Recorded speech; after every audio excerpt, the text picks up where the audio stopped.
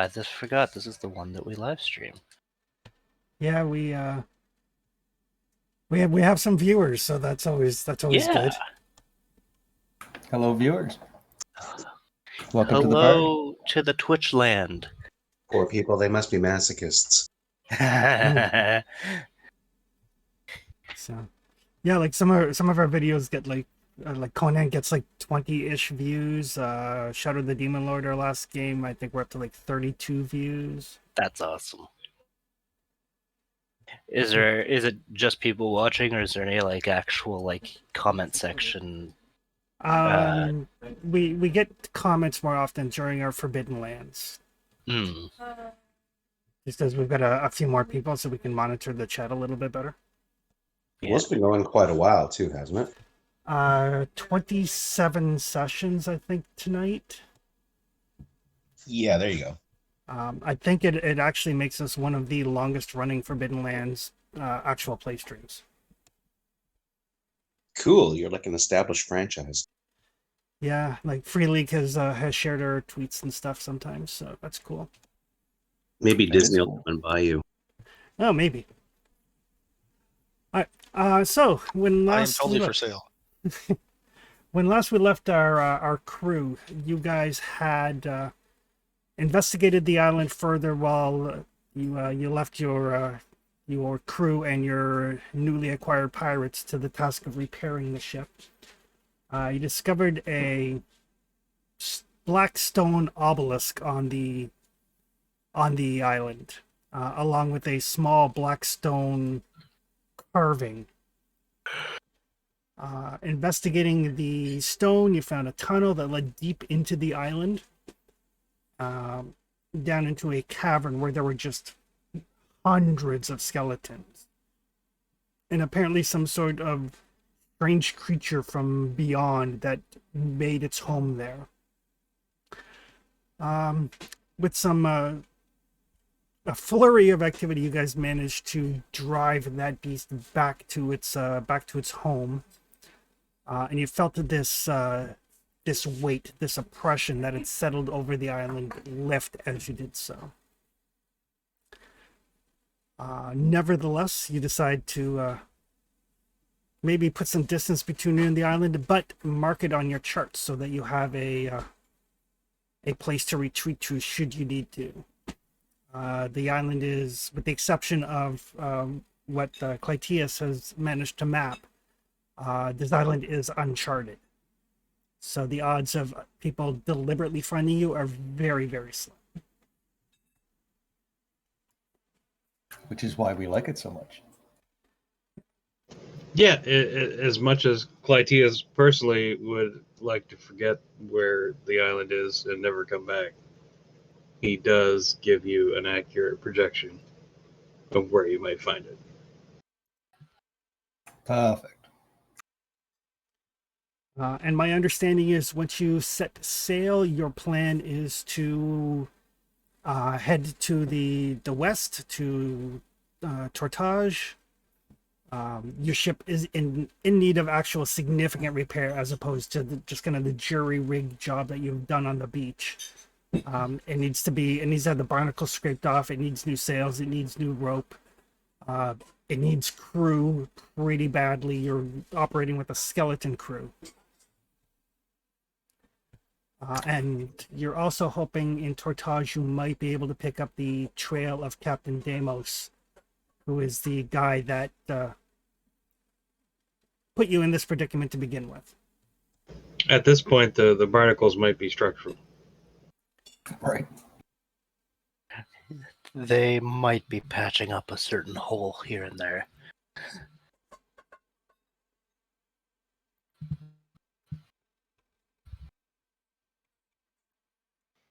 Yeah, that's comforting.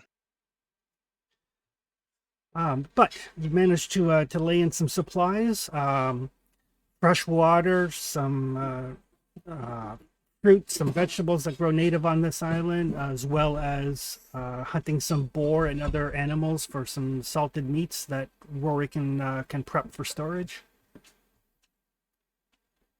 All in all, your predicament now is much better than it was 6 days ago.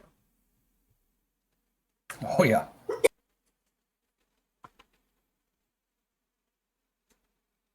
All right, Tis gentlemen. indeed Let's a see if this thing can get us to Tortage, shall we? Yes, Captain. Claudius, the helm's yours. Hi, Captain. Alrighty. I'll climb up in the crow's nest. I'd like to know, is there a possibility there's another port that we could stop at before we get there? I'm not 100% confident about how the ship's going to hold together, honestly. My understanding is this is the closest port to us. It's also the most dangerous port, of course, but I was just wondering how perhaps we'll get some dishonest repairs. I think we'll be fine. Claudius and I have been there before. All right, then, Captain. Fair enough.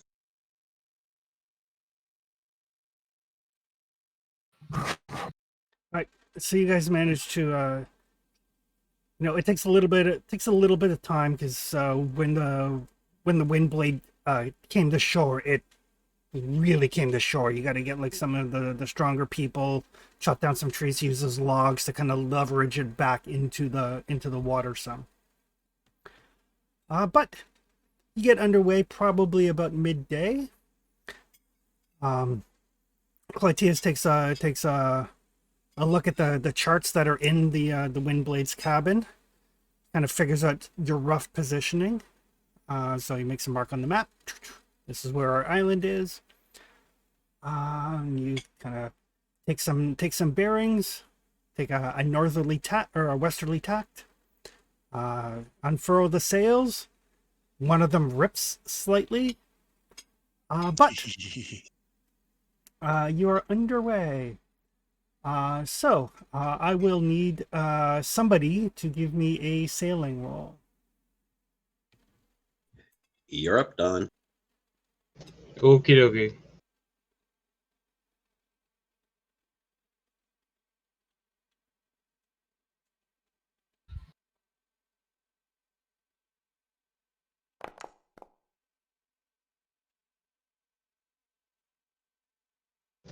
Well,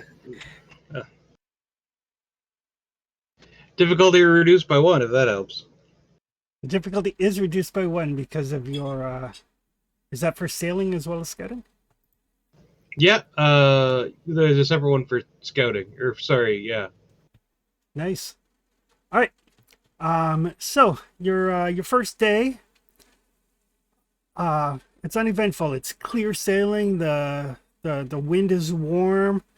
The crew is quite happy to have some water under them as opposed to solid land. By the time the sun is starting to set on the horizon, Tibian, you can no longer see the island from the crow's nest. Like, you're making pretty decent time. But you don't spot anything. No other ships on the horizon. No, nothing that looks like it's going to cause any undue stress. No storms out in the distance. Nothing of that nature.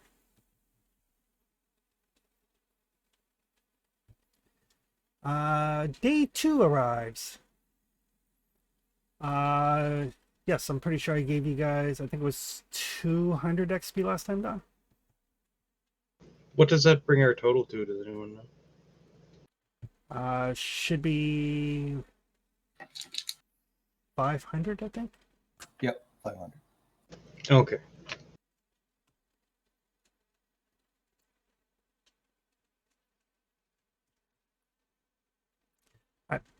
Just so you guys are aware and the audience is aware, for anybody who might be watching, the way the sailing rules go, there's a sailing roll each day. Success means you make time. Complications mean you're going to lose time. But momentum can be used for other ships or other things of interest. So that's how, because you guys are really kind of poor. So you may see targets of opportunity and then make decisions as to what you want to do with them. But that is based entirely off of the sailing roll. All right, time for another roll then. Yep. And I will coordinate the crew. Something I can do as commander, Alrighty. which is a D1 command test. Might as well get some momentum for Claudius. Hopefully, yeah, that would be great.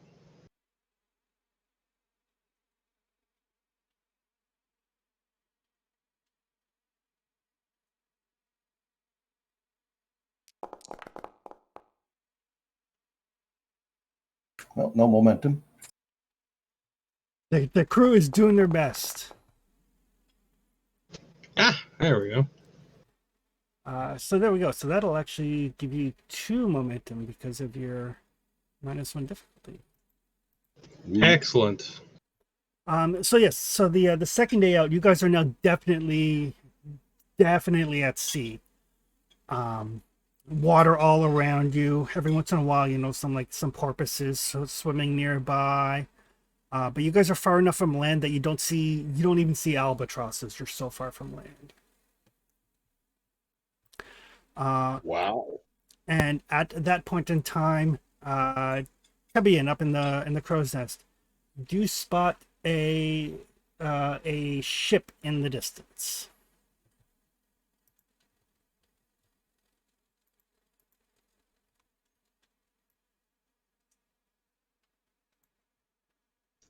Orders, Captain. Dun, dun, dun. What can you tell me about her?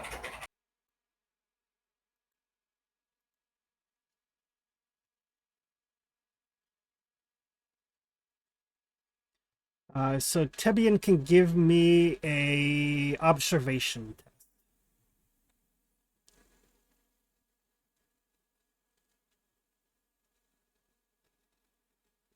Tebian can give you an observation test. Yep.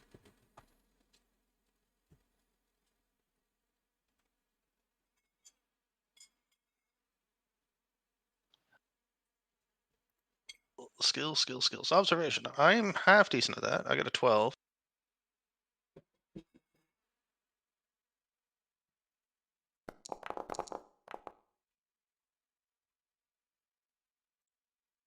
You have a perk of some sort too, don't you? I think so. For a talent. So I got 1 success.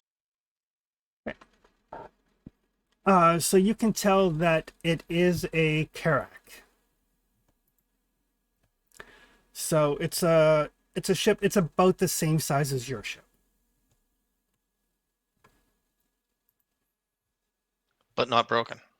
But at this distance, you can't tell. You can't tell what nationality. You can't tell whether it's a merchant ship or a naval ship. All you can tell is by the silhouette. It is a Karak.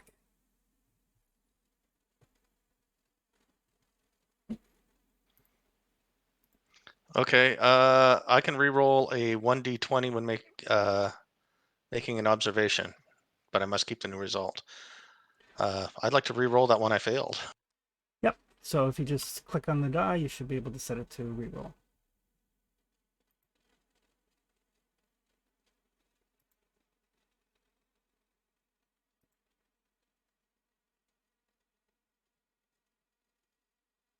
Okay. No change. Yeah, I didn't see a change. Let me just Yeah, roll didn't reroll there. a I don't d20. think.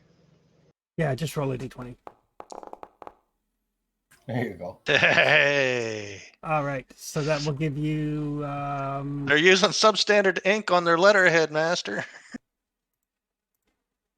That will actually give you 2 momentum and.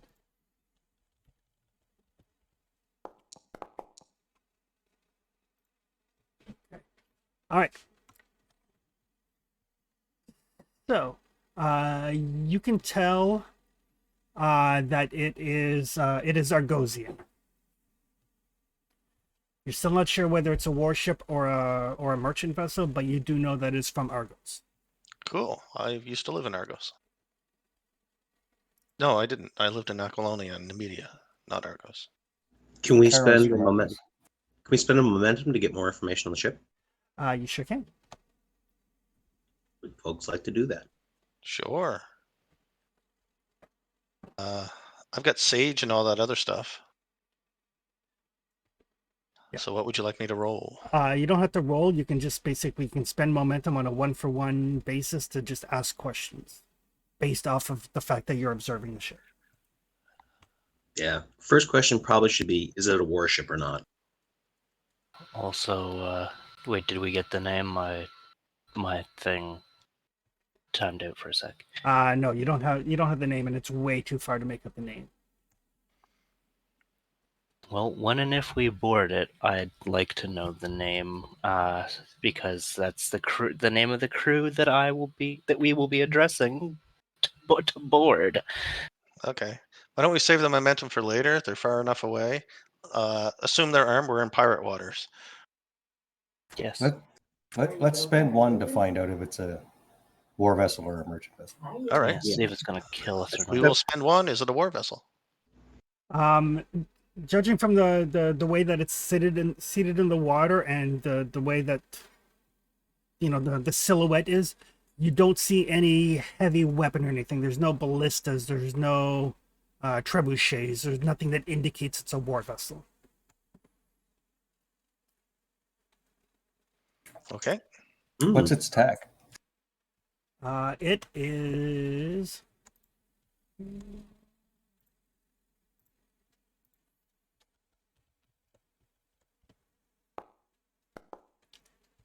It is headed towards Argos. So it would be on where you guys are, it would be headed southeasterly, I think. It is headed towards Argos, indicating it's probably, if it's a trade ship, it has dropped off whatever it had from Argos, loaded whatever it had from its port of destination, is now on its way back to Argos. And can we even guesstimate where it might have been coming from? There's no way of knowing. Okay. But there's lots of options it could be coming from. Plenty of places. There are many options. Like it's likely not coming from like Shem or Aquilonia or anything, because otherwise it would be hugging the coast a lot more. So it's probably coming from someplace in the Baccarat Islands. So odds are, and Clytius, since he's from Argos, would be able to let you know. Odds are it's probably carrying either exotic materials like silks and the like, or spices. Yeah, Caro's from Argos too, so. There you go. So yes, so it's probably carrying something of a more exotic nature rather than just like, timber or stone or something. Oh, did somebody say spices? Well, more importantly, the thing has decent sails. Probably some rope. What do you think, gentlemen? Shall we pay our friend a visit? I don't think it would hurt. Might be a good time to trade up. All right. Battle station, gentlemen. Ragnar, get your Marines in order. Tebian, you stay in the lookout. You get the helm, Claudius. All right, Dogs, you heard the captain. Battle stations immediately. I'll keep a close eye on it as we get closer, just in case there's trouble or signs of resistance that we can't afford to meet. Alrighty. So Clytius can give me a sailing roll as you guys change heading for an intercept. Yep.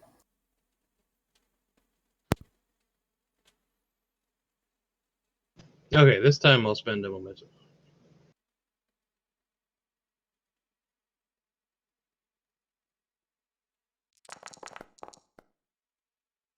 Oof. And still get nothing.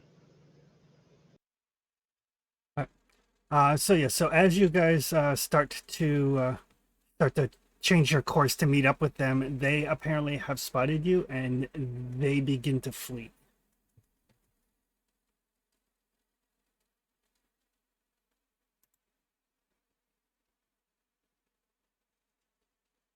Well, they're a long way from shore. Sometimes these things take time. Let's see if we can catch her.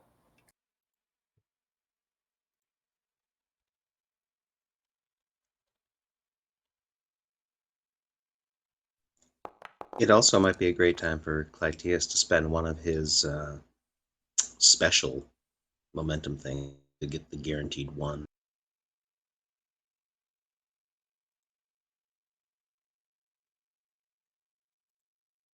So yeah, as you guys kind of turn your sails and spin the wheel on an intercept course, and Tebbian, since you're in the lookout, you can see that they start hauling on ropes and everything, and they're not superbly skilled sailors, but they know what to do to run. And they start hauling ass away from you guys. Clytius can have one more sailing roll to try to catch up. All right, I will take the suggestion and spend a fortune. And your difficulty for this roll is 2. Spend the momentum. Yep. Oh, hang on. Damn it.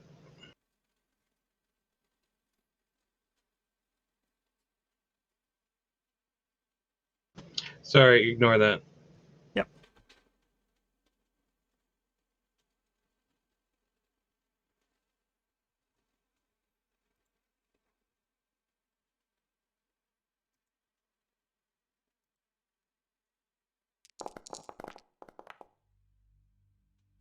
Oh my God.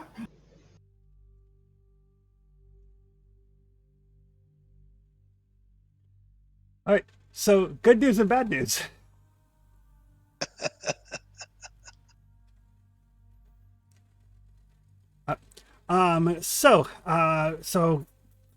With some quick thinking by Clytius and some orders from Caro, you guys managed to get your crew together, and the few remaining members of the Wind Riders that you have are a little bit lackluster, but the pirates that you have, or sorry, not from the Ebb and Rose, the regular sailors you have are a little bit like kind of trepidatious, but the pirates are definitely giving her. And you do manage to close up with that ship. Perhaps slightly, a little bit too quickly. Oh shit. It feels appropriate. It does, doesn't it? Ramming speed. So yeah, your ship just like scrapes across the side of theirs. Not enough to do any damage, but there's a brief moment where everybody's like, "Oh shit, we're gonna crash." And I will get everybody, because there were 2 complications. Everybody can give me an acrobatics test. My other Conan character is good at acrobat.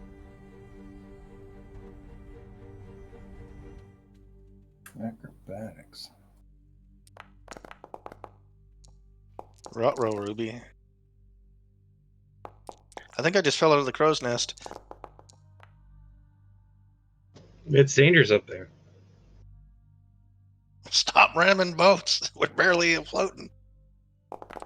You'll be on their boat now. It's better. I'll be on. You're the pre-boarding. Kind of hoping I hit the water. Oh, you don't want to hit the water. The pre-boarding party. All right. I don't want to hit the oak either. Tebbian, Ragnar, and Rory. You guys all get very kind of jostled pretty heavily when the boats impact.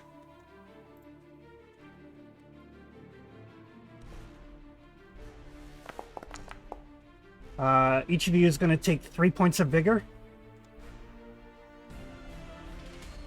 and are knocked prone.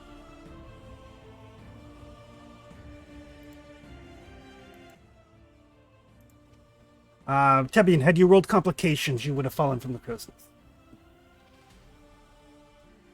Do we get momentum from the? See, you didn't successes? even fall. Did anybody? Yes, Karo actually generated a momentum. Every bit helps. And you guys are close enough now, like because everybody was ready. As the two boats kind of scrape together, your crew basically slams down their boarding planks. They've got like these huge hooks in one end, so that they basically latch on and basically latch the two ships together, as opposed to just being a piece of wood.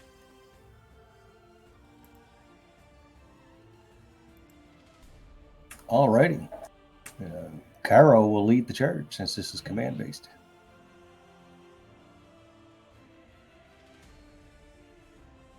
Follow your captain.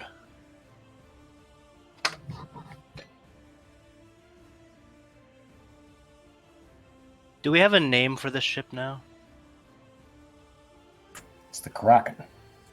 No, I mean the one we're boarding. The one that you're boarding, yes. It is called the Sea Nymph.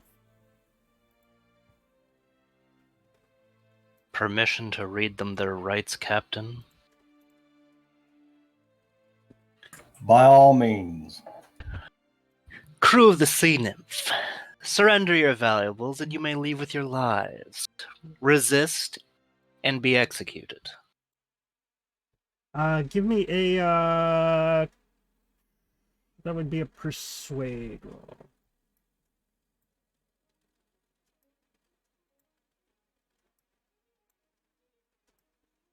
Trying to. Oh, I'm good at those. Is just difficulty 1? The difficulty. What language are you saying it in? Let's see. Which ones do I actually know? Where do I find that?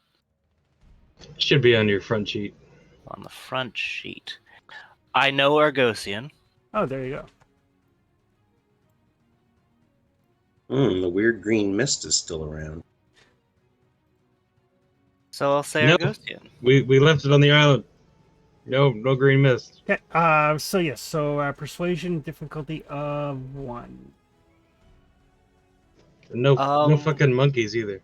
Permission to use a momentum, Captain. Spend it however you like. I'll use 1.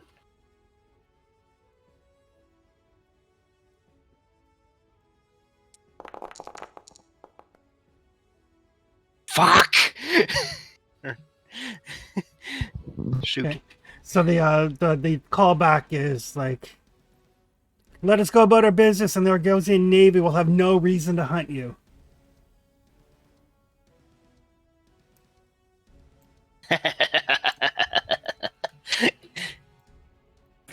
Hard way it is then, lads. Let's go get them. Expect no quarter, men give none in return. I guess I'm climbing down If from we the had a red crow's nest. flag, if we had a red flag, I'd suggest raise it. I don't know if we have a flag for the Kraken yet. No, not yet. Alrighty. So you guys are up first. Just to let you guys know, you have 9 members of the Wind Rider, 9 pirates. There are only 3 members of the Ebon Rose, plus you've got the captain and Grimvatario as well. So we should divide those into, what, 2 groups with Ragnar and Claudius? yeah, if you want to form them into squads, that is Ragnar's job as the captain of the Marines. Okay. Claudius, how many do you want? You take as many as you need. I'll take a force of, we'll say, 5 pirates. The rest with Claudius.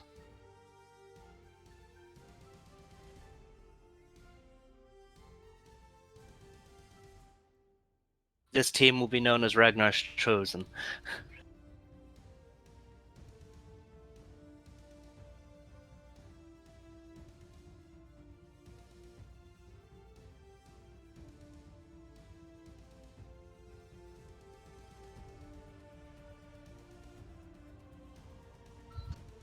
Alrighty. You guys up. Everybody kind of forms in, gets ready to board.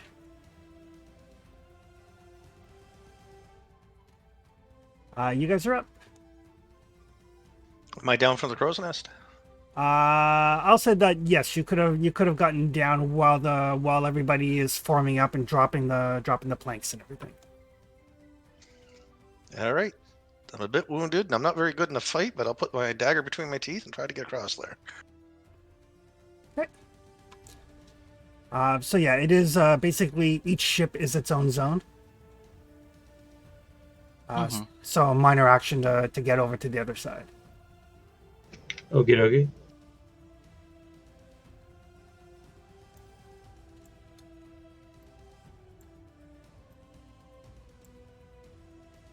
Just for ease, I'm just gonna move the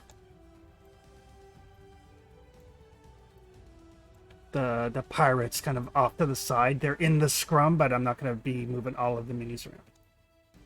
All right. Aren't we a tad outnumbered? Yep. Uh-huh. I mean, only if you look at numbers. Sorry. We may be outnumbered, but are we outskilled? I'm an engineer. I'm looking at numbers. All right. And Carol will Numbers send mean in the nothing if Marines. they don't know what to do. Okay. And I guess that's Ragnar's cue to charge. I'll move up then. Okay. Right to there. So it is like a minor action to move to the next zone. So Ragnar and his Minor. folks charge across. Yes. Do I still get an attack on that? Yes. Cool. Well, how about this guy in front of me? I want to run him through with a spear. Okay. With the eye gouger.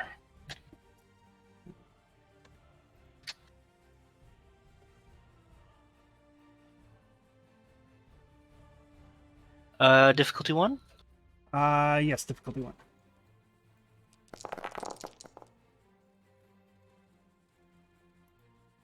How's that look?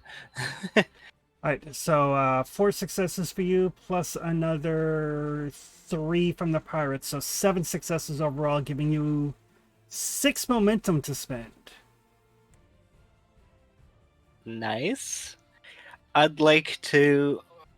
wait, you can spend it on the damage, yeah? You can. There's also, because these guys are minions, if you do enough damage to drop 1 minion, any remaining damage carries over to another minion in the group. Awesome. I'm going to spend 3 momentum on this damage roll. Okay. So it's plus 3 flat damage. It's not 3 more dice. Okay. So just roll my damage and add 3. Yep.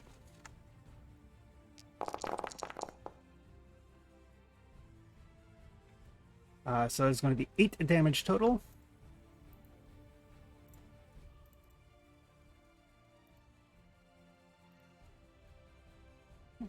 And if you have any talents, if you want to reroll the blanks. Yes, I believe I can reroll 2 of them. Which I will do.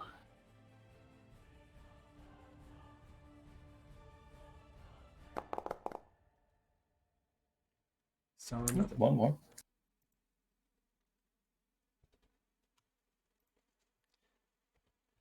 So yes. Any effects on spear? Sorry, what? Does a spear have any effects like piercing or? I believe it is Yeah, it's piercing 1. So Ragnar and his group of Marines swarm across one of the drop down planks, engaging in a ferocious melee. You see like one of the crew from the other ship get pitched over the side, and another one like staggers back with a big gash in him from a cutlass. You guys are still up. All right. I guess we'll head across here.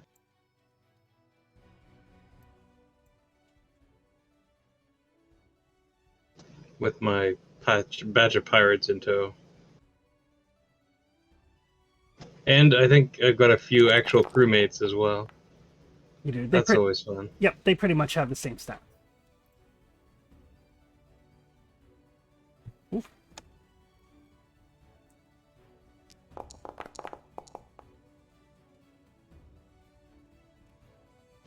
I've only got 1 success.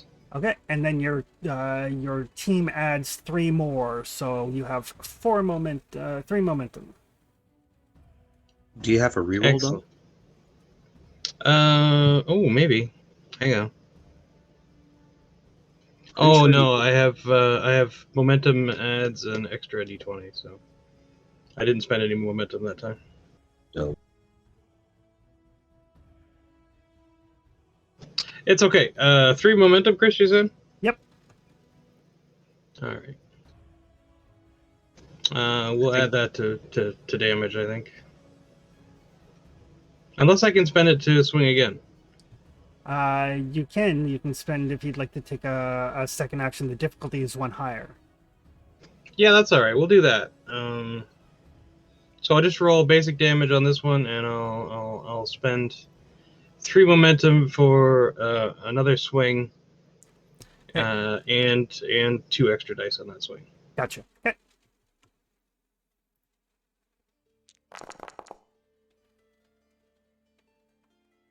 I can re-roll those 2.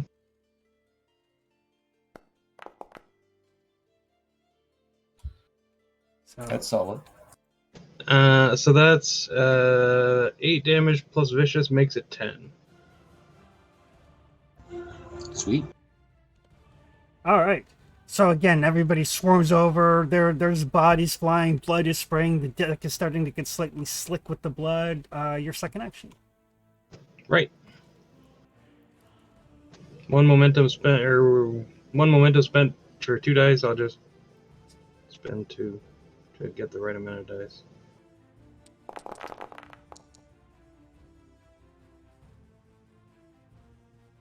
Okay, that's 1 complication, but and 1 a momentum. bunch of successes. Yeah, you gain 1 All right. momentum because it's difficulty 2 on the second action. Right. Right. We'll leave that one for the pod, I guess. Okay.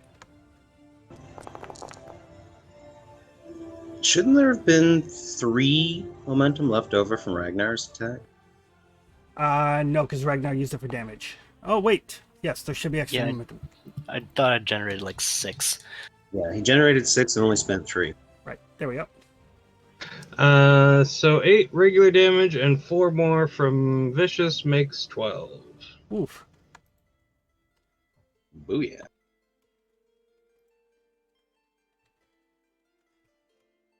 So yeah, and because of the complication, give me an acrobatics check. Slipping in the blood. Yeah. So much blood.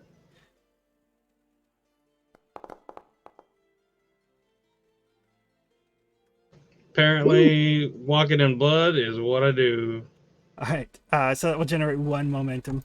But Good yeah, as your side surges across, you drop like 4 or 5 of these guys. There's blood everywhere, and as you're kind of coming off the end of the plank to finish off the last guy, your foot slips, but you manage to catch yourself by impaling your. So you have a cutlass. Yep. So yeah, you manage to catch yourself by like sticking your cutlass into the banister of the ship, like through the guy's sternum. Yeah, and the whole time, Claudius is slightly apologetic. He's like, it didn't have to be this way. Sorry, fellas. That Canadian will... pirate. Yeah. Well, I mean, he didn't want it to be this way. It just that's the way it turned out, and that's the choice they made. They chose to resist. We gave them their ultimatum. So that will leave us with Rory, Tebian, and Caro. Like, Claudius is wrathful, but these guys didn't actually do anything to him, so. Go get him, boys. I think before I cross, I'm going to try to throw a spear. Throw Okay. my spear.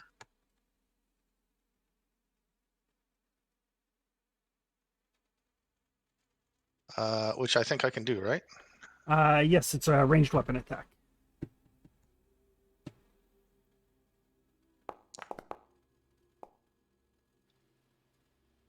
What does that tell us? Wow. What's the range on your spear, does it say?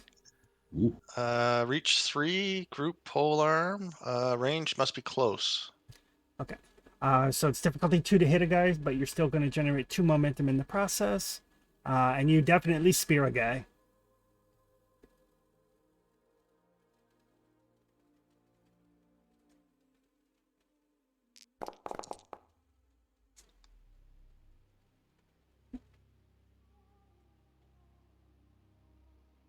So any guy in particular, or you don't care? Yeah, I don't care. Somebody close to the to where I'm boarding, but not wounded yet. Gotcha. Somebody who's not likely to fall into the water and drag your spear to the depths below. Yeah, because that's the one I've put runes on, right? I think that's my that's my family heirloom. All right. So you kind of make your way across the plank behind Ragnar and his crew, launching your spear in the process. The guy kind of stumbles back with the spear sticking out of his shoulder. Not quite dead, but definitely very badly injured. He's currently in the path of the equivalent of a charging rhinoceros. So. And then you can make your way over to the other ship if you like. I would. Now I have my dagger in my teeth because I have very poor balance. Right. I'm going to have a look over the ship to see if there's someone I can identify as the captain. You can use your action to make an observation test. I will absolutely do that. Yeah.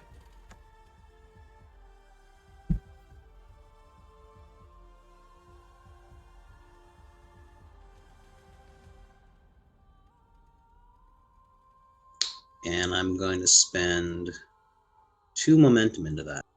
Okay.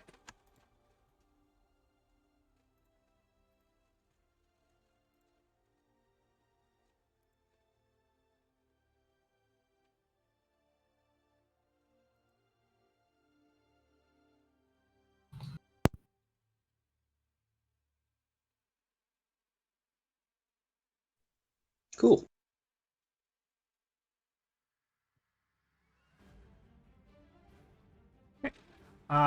So you take a look around, you do generate 1 momentum in the process. But yes, you do spot the captain.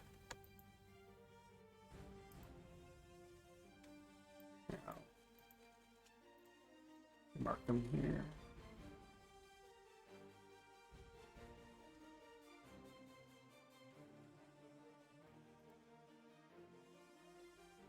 So the guy just on the other side of the ship's wheel from Clytius, it seems to be kind of ducking, keeping his head low. He's got this look of like, oh my god, what the hell's going on? But yeah, he definitely seems to be the captain.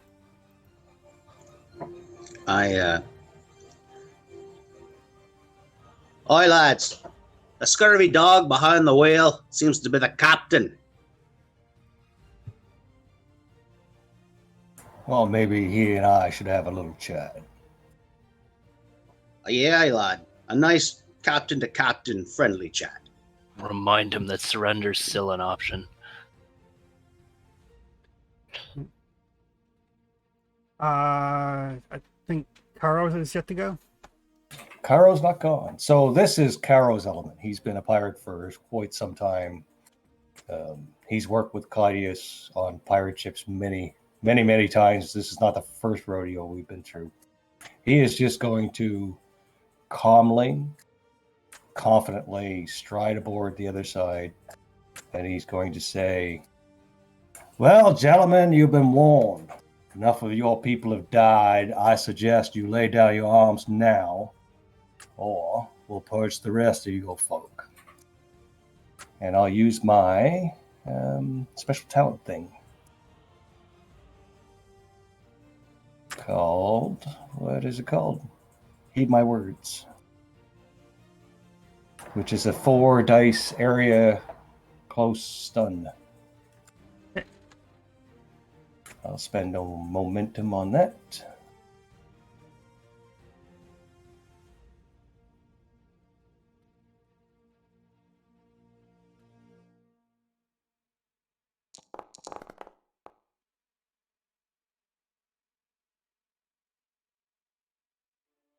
All right.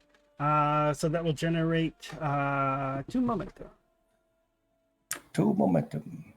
And we have 2? Yep. Or okay. So I will spend 3 on damage. Okay. So that's 4 plus 3, 7 plus 3 for my personality is 10. The momentum is flat damage. It's not dice. Right. So 4, 5, 6, 7.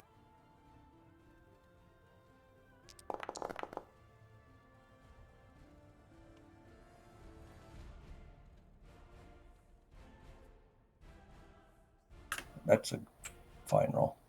So it's 7 plus 3, 10 damage. Hitting Everybody. hits 4 more people in the same zone. All right. 1 per, yeah. And stuns the hell out of people.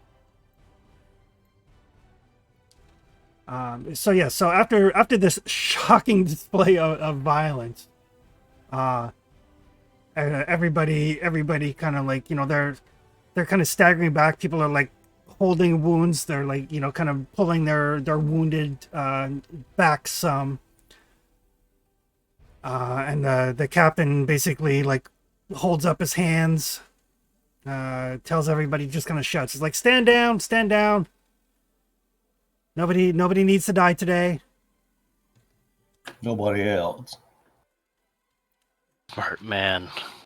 Marines, round them up.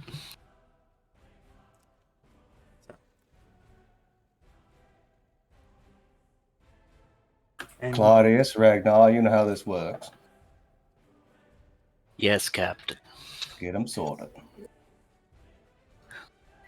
I'm gonna take probably 3 of the chosen, leave the rest to help round up survivors. I'm gonna be like, Claudius, I'll meet you down in the hold.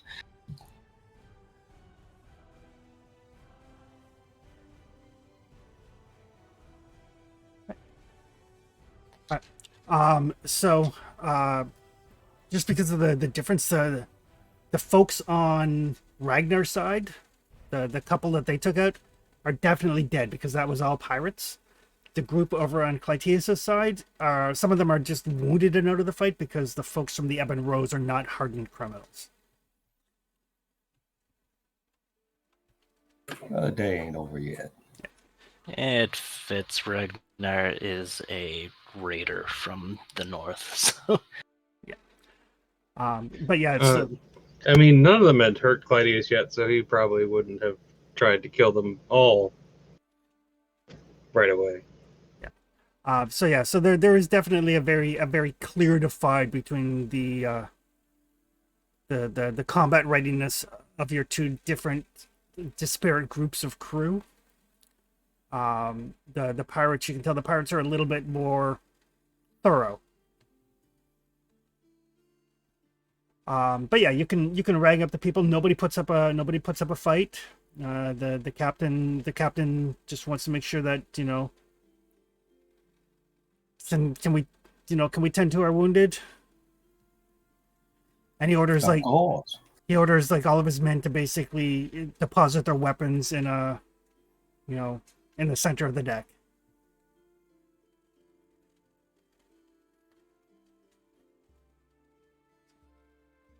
But yes, Ragnar and Lytius, as you guys make your way below decks.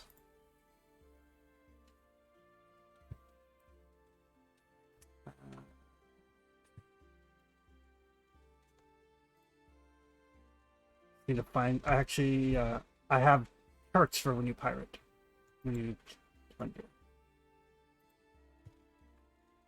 There we go. Piratey charts are the best charts. As long as there's no monkeys. There are no monkeys. But each of you can roll a d20.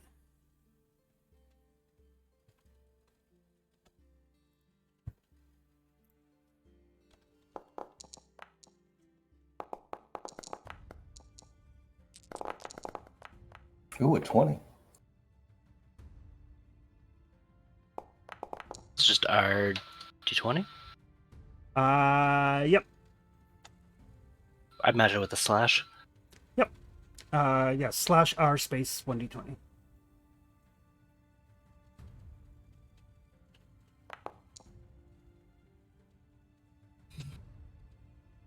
Is that everybody or just the? It's everybody. It's a total of.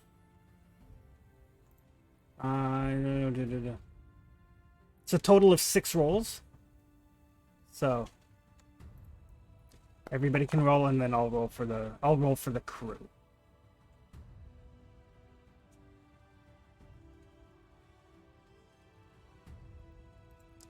I'll just take the first one. So 7.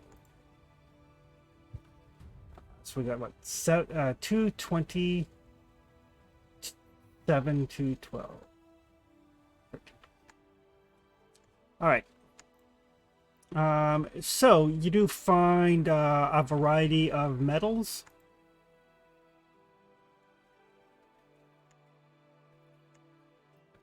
Clytius, you can roll another d20.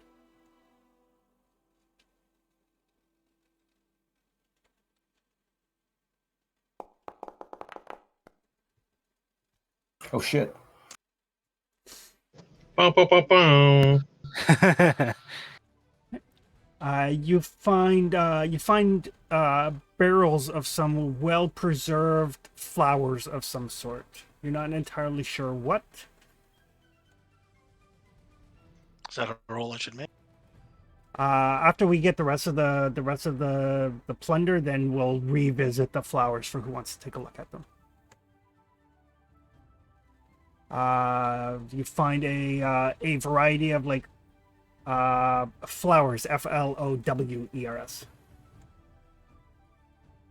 Gotcha. You find a variety of like well tanned hides for clothing in the lake.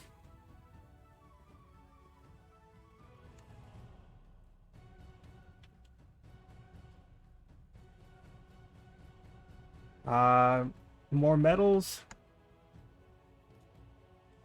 And then feathers from some exotic birds. And some statuary. So yeah, so basically some metals, not precious metals, but probably things like copper and stuff that can be smelted into bronze for weapons, maybe some iron ore, because Argos is not a mining country. So things of that nature, along with some hides and feathers for. I mean, Argos probably uses feathers for pillows as opposed to like decorative type stuff. So nothing terribly out of the ordinary. Definitely stuff that you can get some coin for. But nothing where you're like, ooh, treasure and jewels and all that sort of stuff. But Clytius and Rory can give me a lore roll. Okay.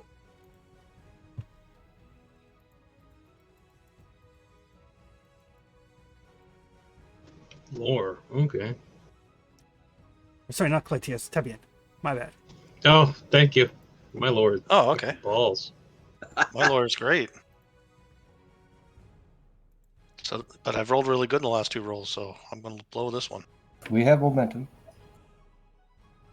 Yeah, I'll use an momentum.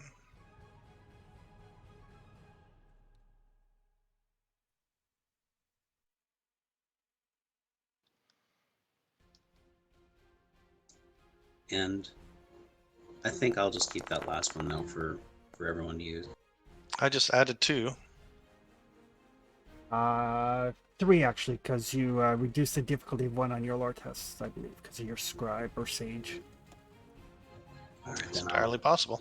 I'll spend one of those 3, so you can just make it to 2. Yeah, your sage talent, Trevor, reduces lore skills by 1 per rank of sage. Nice.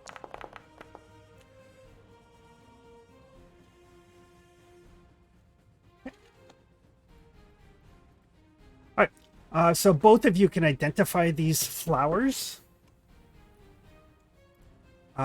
These are purple lotus.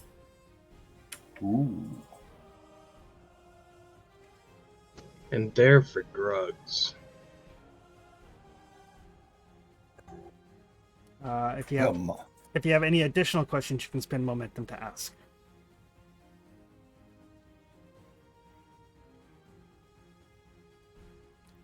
And both of you, as alchemists of some nature, would realize that different colors of lotus flowers have very different effects. Well, Trevor knows what that purple lotus does, but I suspect I'll be playing around with them later. I don't know if Tebian knows. That's what spending the momentum is for. Yeah, I'll spend 1 of the momentum so I can tell everybody what it is. Okay. Because I feel guilty knowing and not telling anybody. So, what does Tebian think purple lotus does? It's a paralytic. It paralyzes people. You stick it on arrows or swords and stuff like that, and it paralyzes them. It absolutely does. Oh, I can work with that. Yeah, not bad, huh? Well, more importantly, this is quite illegal contraband. We are doing the Argos government's work here. Clearly, we're in the right to confiscate this from these vile, evil people. Yeah, the other captain's like, it's medical supplies.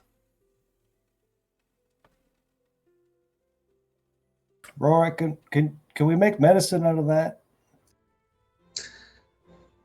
Well, yeah, see, Captain, you might be able to, like something that would maybe dull the pain as you're trying to saw someone's leg off.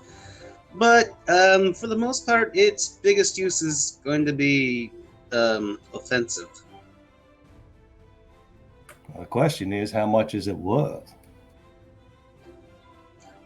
Well, that's a really good question. I suspect the right buyer, it could be worth a fair bit, just because of its nature. Grant you, I do want to use some to make some potions. Oh yes, we'll get to making sure that everyone gets a portion of the loot, of course. Now, Captain, what's your name, Captain? Oh, sure. Make me look up a name. Basai. Captain Pasai. Well, I appreciate you using your common sense and making sure that all your people here don't end up, overboard or dying on your decks. But I would like to see your maps and your ledgers, if you wouldn't mind. Certainly.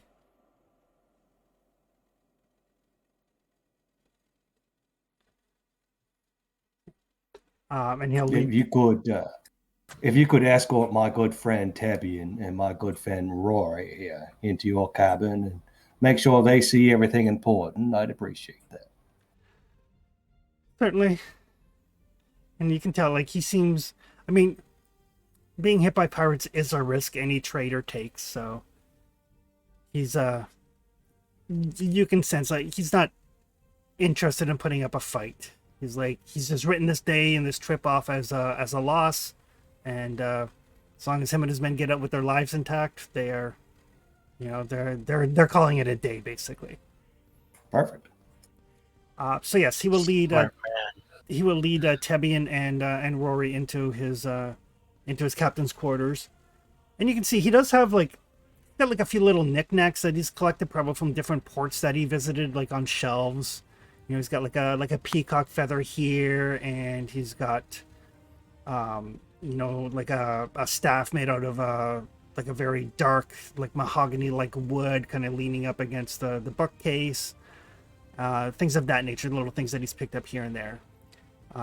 But he does pull out his various charts and ledgers and stuff.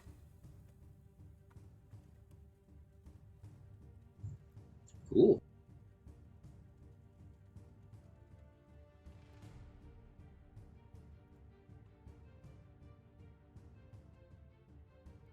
Anything else in here particularly interesting?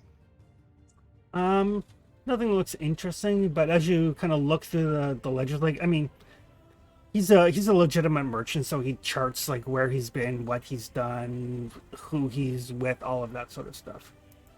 All right. Well, the main thing I want is to make sure I got my spear back. Yeah.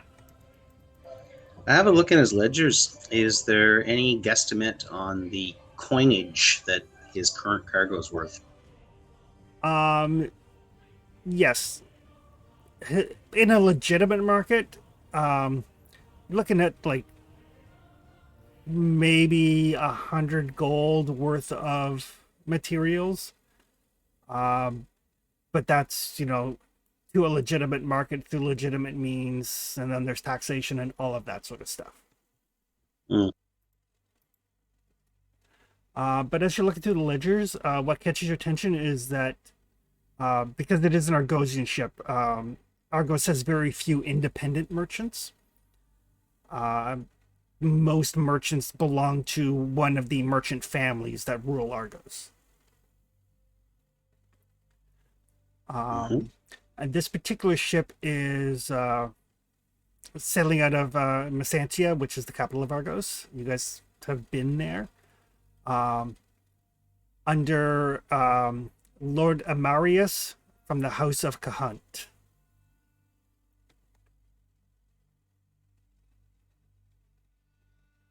Well, I will take that information to the captain because he's from Argos. He is.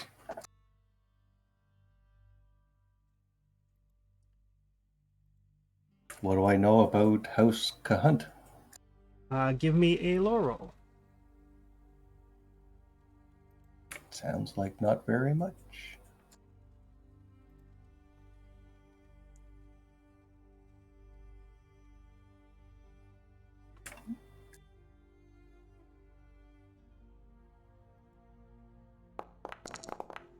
So is this where Buddy has an aneurysm getting it?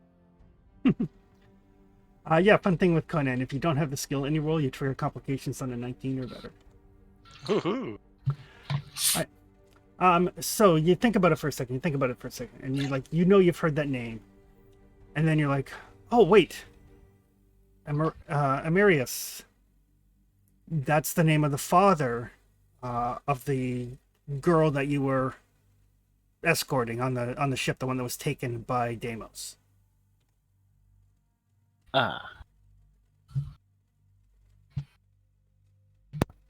Was he on the ship too? He was not on the ship, no. Merchant lords don't travel. So he's not dead. Oh no. He's the one that you guys were hoping would maybe pay a ransom if you rescued his daughter. Amarania. He still might. And he still might. Yeah. But you also realize, Carl, that House Cahunt they have a very long reach, and they're known to be somewhat shady. Like them already. So, like, they're not a crime family per se, but they're not overly. They don't care overly much as to where their cargo comes from or who their cargo is bought by, that sort of thing.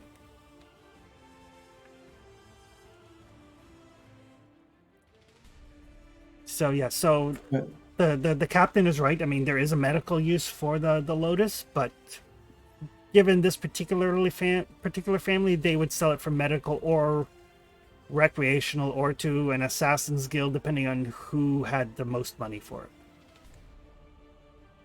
Well, Captain, I'm disappointed. As a fellow Argosian, I expected more looking for those particular people, and I'm ashamed.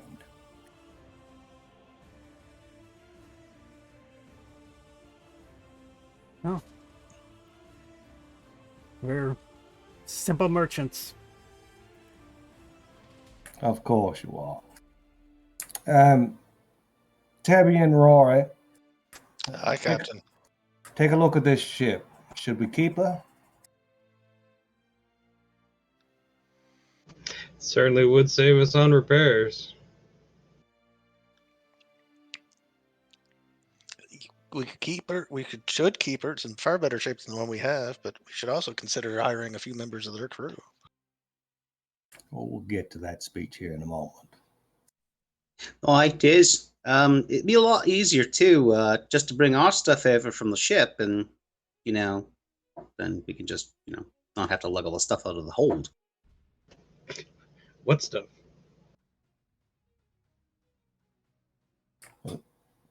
Yeah, I understand. All right, gentlemen, everybody gather up.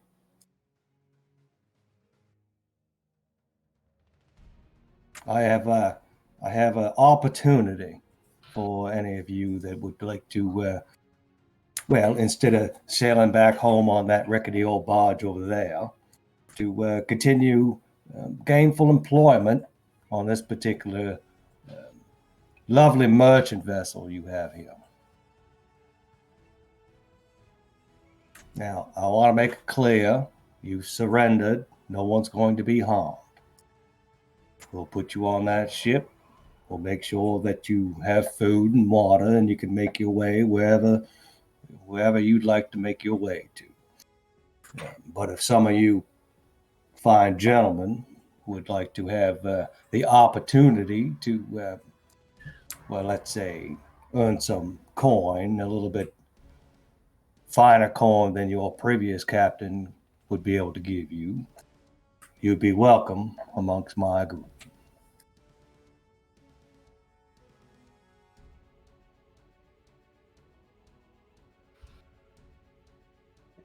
They all kind of look to their captain, and he'll just, assuming people like make way for him, he will just start walking across the plank over to the other ship.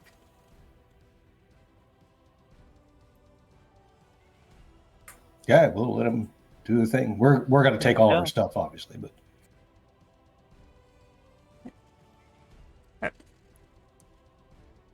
And give me a command roll. I am good at that. I'll spend a momentum because we need crew.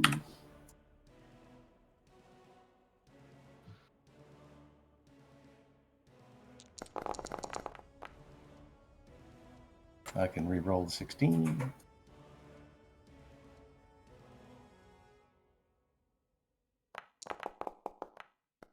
Should not have re-rolled the 16. It happens. So a couple of them will sign on with you guys. The vast majority of them stay loyal to their captain. Even in the end, I'd say that's still respectable. And one of them's an assassin. Right. Yeah, so the goal is to make sure they have everything that they need to survive. We're being At least to civilized port. here. But we're taking anything of value, and we're taking their ship. All right. Packing up all my stuff. So yeah, so it does take a couple of hours to basically transfer everything over. They do have some stores on board the ship already. Probably about 4 days worth. So you can kind of like, even it out so you guys have the same amount of food and water that you had. Basically, everything is the same, just a ship in better shape. That's a win. Yep. And yeah, and as you're like kind of going through the cargo, you're pretty sure like this stuff is mostly. If you weren't headed to Tortage, you might have a harder time selling it. But Caro and Clytius know that in Tortage, you can find a market for anything.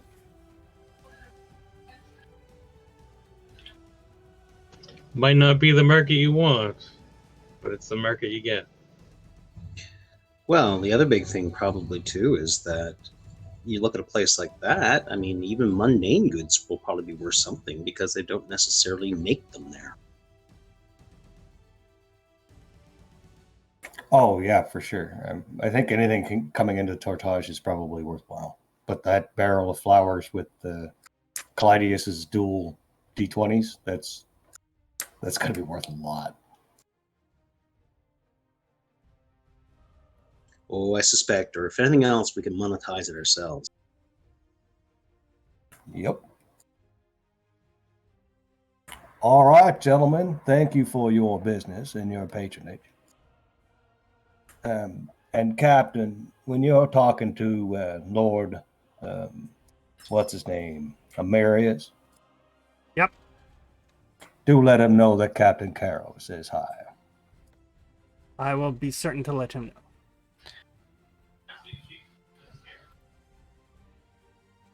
And when you tell this story to your friends at the bars, remind them that we did give you a chance to surrender at the beginning. We understand how the laws of the sea. Some of my men were perhaps rambunctious, but Oh, did our ship name, was it like something we hammered into the front, or did we paint it, or how did that work? it's painted. Right. Okay.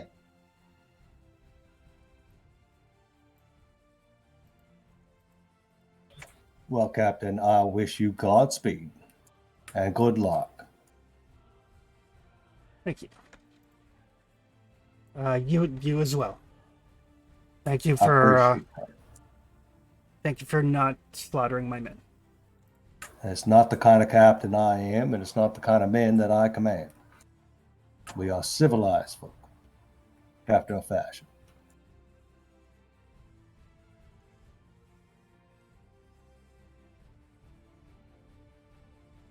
And we'll get ourselves underway, I guess, Alrighty. and start exploring our new ship. So yeah, so it is. I mean, one Karak is the same as the others. This one it's slightly different because it's Argonian or Argosian instead of being from Zengara. But the overall size and layout of the ship is the same. There's a couple of cabins in the underdeck, like the captain's quarters and the galley. Most of the crew sleeps in hammocks strung throughout the cargo area. There's like one central cargo area. There is like a third deck underneath, which is the one that is like significantly below the water line.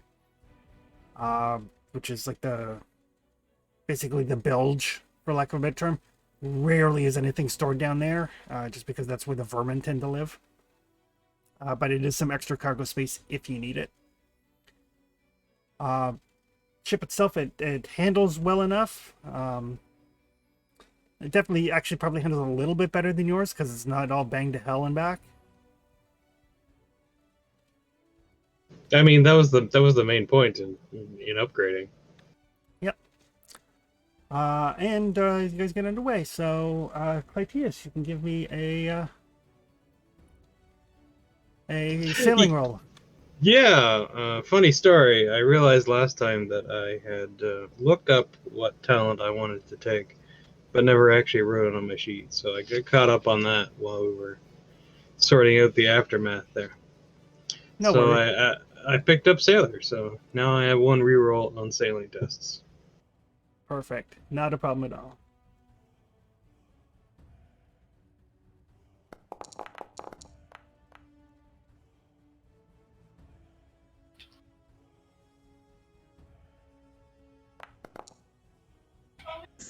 Yeah, that's Nope. good for you. I discovered I couldn't afford mine. It's unfortunate. Yeah, the base level talents are cheap, but once you get like 2 or 3 deep into the tree, they get expensive quickly. Uh-huh. But they're so good at that point. Well, if we're still in unfamiliar waters, I still reduce the difficulty by 1. Yeah. I will say you're still in unfamiliar waters at this point. But this is the last day. You're starting to get into some of the shipping lanes now, and there's significant trade between like Argos and Zangara and the Baccarin Islands. So things now are starting to be a little bit more familiar to you. That's all right. If we get back to Argothian waters, then I'm also at negative 1 difficulty. Yeah. Yeah, we also have charts too. Yes, you do. Without the charts, the difficulty goes up, actually. So your third day, you're probably about halfway to Tortage by now. Weather is still fine. Couple of ships here and there, but it seems like as you've got it into the actual shipping lanes, a lot more of the trade ships seem to be escorted. Yeah, we're gonna behave ourselves, I think. Nobody here but us trade ships, right? That's right. Exactly.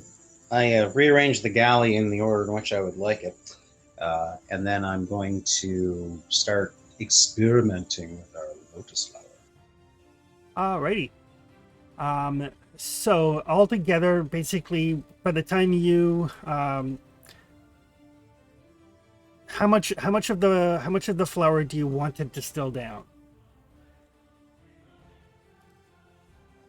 Well, how much is there?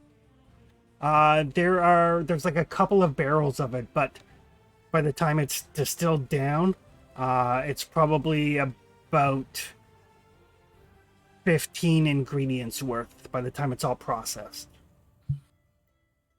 So that would Now, wait a moment before you start playing in your galley. Whatever you make out of this, is it more? Is it worth more than the raw materials, or because we have to split this with the crew, right? Well, look at it like this, Captain. If it's already been distilled down into a form in which it can then take other forms, i.e., I could take it probably down to the point where I could go one of 3 ways with the distilled liquid. So we could either turn it into, as I was saying earlier, some kind of a mythical component for, like,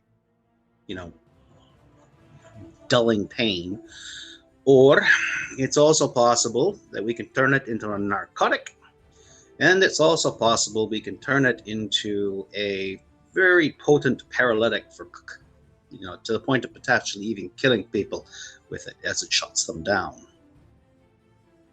Well, I like the third option. Sounds more expensive. Aye, considering where we're going to, yeah, probably yes. Very in demand, I would think. Certainly worth more, in my personal opinion, than the actual base flour would be.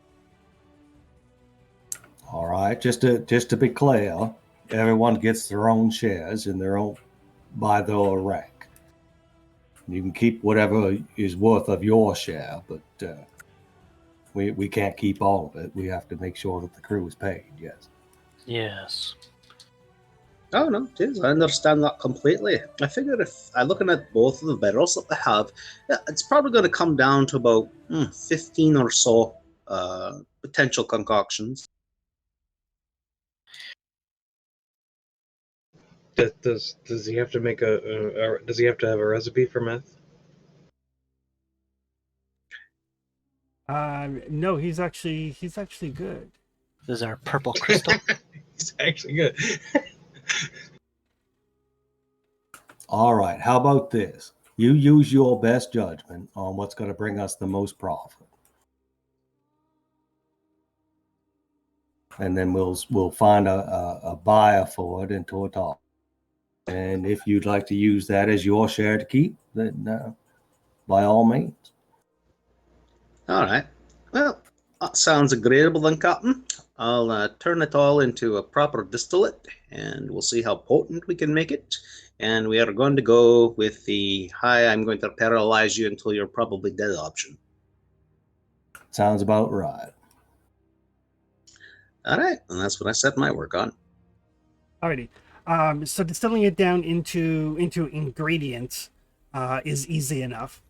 So you get 15 ingredients. And then from there, making it into the actual paralytic.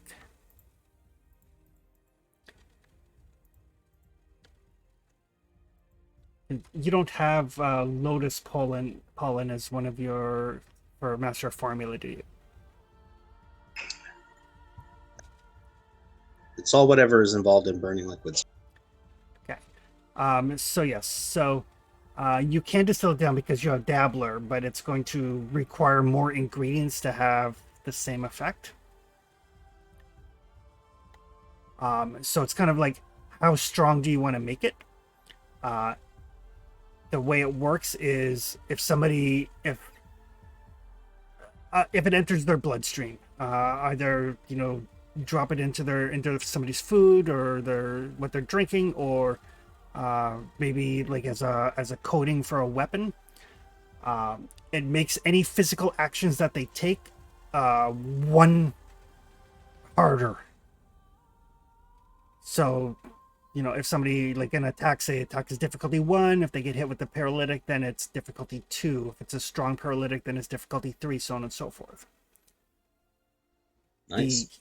The increase in difficulty depends on how many ingredients you're using.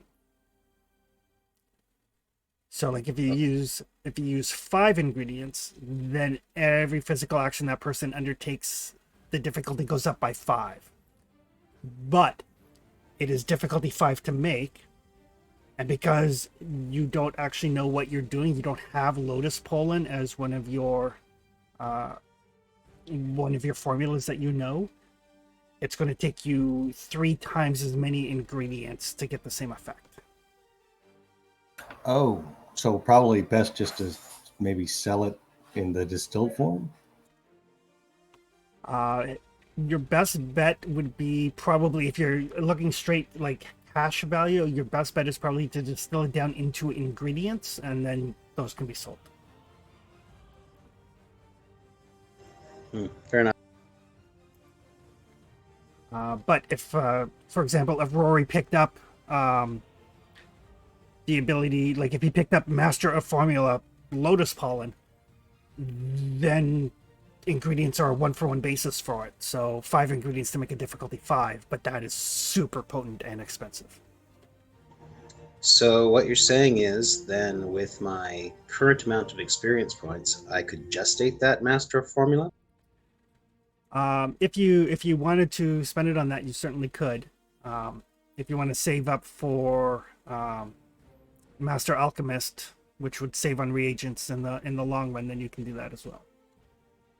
Well, I think the more pressing need then is to be able to work with the paralytic that we have to make it more potent and better and everything else. So I'm willing to sacrifice the 125 to make that happen.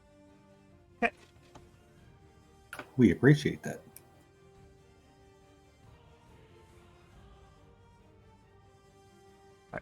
So as you travel, Rory is continuing to play with the pollen. It is an extremely strong paralytic. So really, you just have to decide what difficulty you want to make it at. The difficulty is how many ingredients it uses, but it is also the strength of it when it affects somebody. Okay.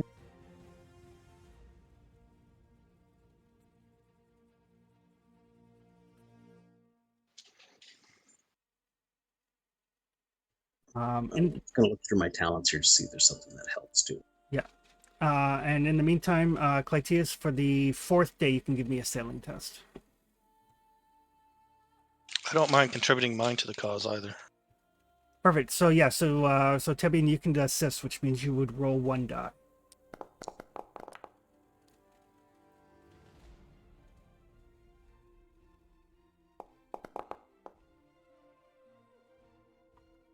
Hooray! 2 hits.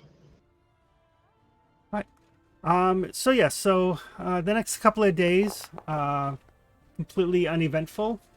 You're starting to get into waters that Clytius and Tebian have been to before. You can feel like it's definitely getting warmer as well as you get closer and closer to the background islands.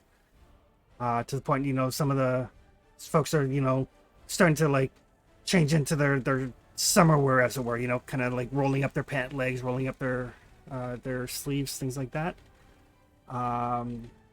Rory can give me an alchemy test once you decide what the difficulty you would like to brew. What would level 3 look like in terms of play? So that would mean if somebody is affected by it, any physical activity that they take, the difficulty goes up by 3. So attacks, parries, climbing, stealth, acrobatics, anything they do that is a physical action, the difficulty goes up by 3. That sounds pretty nasty. Yeah. If you're confident that you can make a difficulty 3. I can help, right? Yep. Yeah, so that's the thing. I'll use some momentum and I'll use a talent. So actually, I'm almost feeling like perhaps. So we got 15. So we could make basically. How many level 5s could we? You can make 3 because it takes 1 ingredient per level. Right. So I can make 3 really noxiously brutal, nasty potions. If you roll really, really good, yeah. Well, I'm willing to spend a talent. Fortune point, yeah. Yeah, fortune point. So there's 2 right there. And I'm going to spend some momentum to get extra dice, and I have a reroll. Just a point of note, you can spend more than 1 fortune if you want. You just can't have more than 5 dice in your pool. Oh, you can't have more than 5 dice? Right. So, but you could spend, like, if you wanted to, you could spend 2 fortune, and then that would set it by 2 dice set out of 1. So that's 4 successes right off the bat by spending 2 fortune. And fortune refreshes every session. It does, and as you do things throughout the game as well. Is it safe to say that 1 level 5 of this would be like stupid expensive? Yeah, it's super potent. Like a level 5 of this is like if somebody gets affected by this, they're going down. They're not doing anything. And then you can just go through. I'm just looking at how much we can sell it for, right? That's what the captain's thinking. Is like, what's the most bang for your buck? The smaller ones tend to be cheap. But the more potent that the ingredients are, and the more potent the construction is, the more the poison is going to be worth a lot more, because this one will pretty much guarantee death. So yeah, the level 5 one is definitely worth a lot more. You may have a harder time finding people with the money to afford it. Oh, horrible problem to have, but oh well. Well, as I said before, Roy, use your best judgment. All right, then. I'm going to go after the level 5. All right.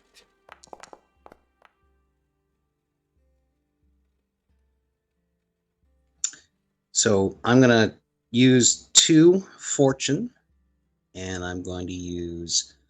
now, do those count as the dice I get to roll? They do. Or... Yeah. Okay, so then I can only roll 5, right? So therefore, if I spent 1 momentum, I could roll the 3 dice with those 2 and then have my 5. Correct. All right, well, then that's what I'll do.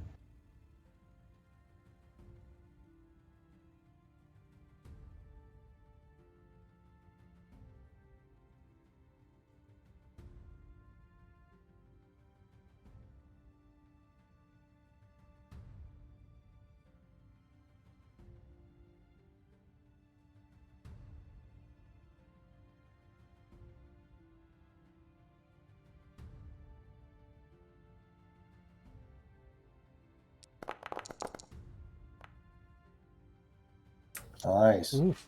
So yes, that will generate 2 momentum overall. Oh, yeah.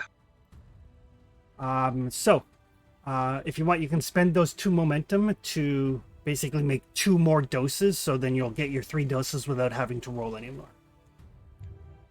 Sure.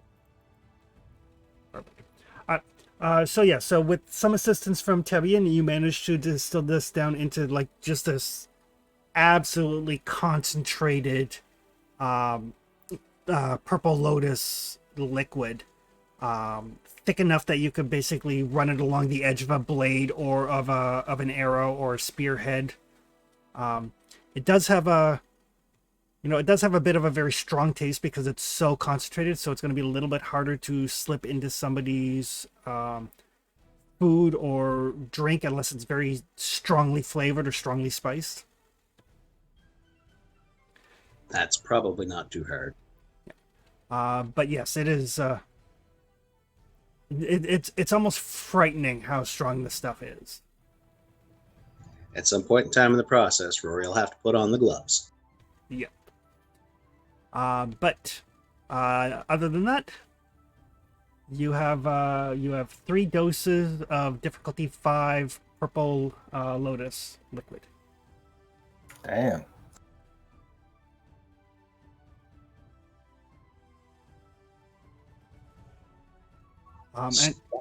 And just so folks are aware mechanically, like if somebody is affected by this, it's not like they're asleep. Somebody can't like walk up and slap their face and wake them up. It's karare basically.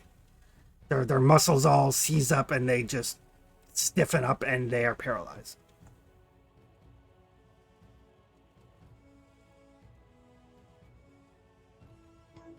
Well done, gentlemen. That's why I'm super happy that Conan actually has rules for blowguns as weapons. Nice. All right. So the couple of days pass by. Nothing eventful. Nothing worth writing home about. Your alchemists have been locked away in the galley. Occasionally, you hear like mad scientist type giggling. As we travel, I like to think Ragnar's just like kind of sizing up the new recruits we have, seeing like where they're at combat wise. Right. It's like, okay, you should be on the front line. You might want to hang back if we can find a bow for you. Maybe you might use that. Also- Give me make an insight roll. Ooh. Also, we have a nasty bot in the Twitch chat Oh, do we? asking people if they want to be famous. It's like, of I knew it was course- bots. It's like, of course I do, but not from you. Just difficulty 1? I'd be rich Yes. and anonymous. Hey. Probably just want you to pose for some tasteful nudes. That's all.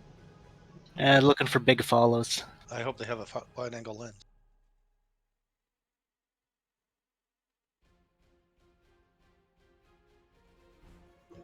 Who knows? Maybe it's a bot from the Conservative Party of Canada.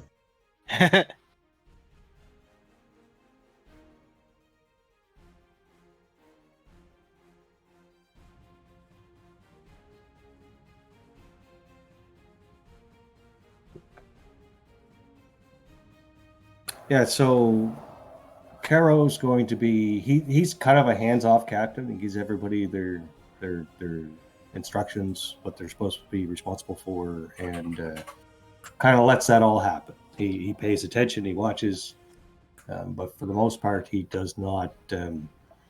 He doesn't interject with the officers. Gotcha.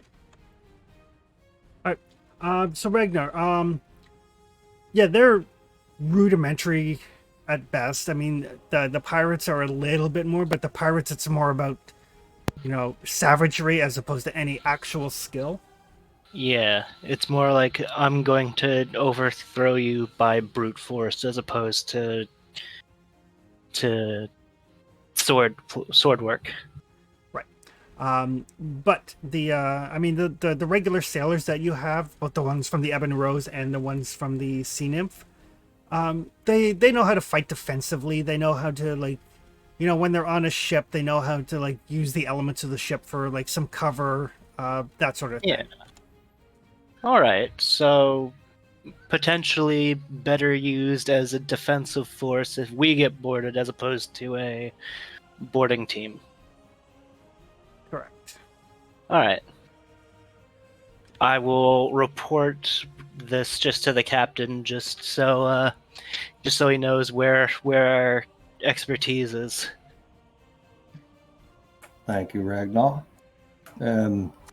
Perhaps you and Claudius could, divide your forces. One an offensive force, one a defensive force. Indeed, I think we can whip this into a good crew.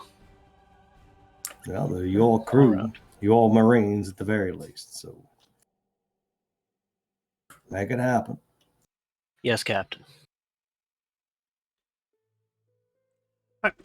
The next day, I will get the final sailing roll from Clytius.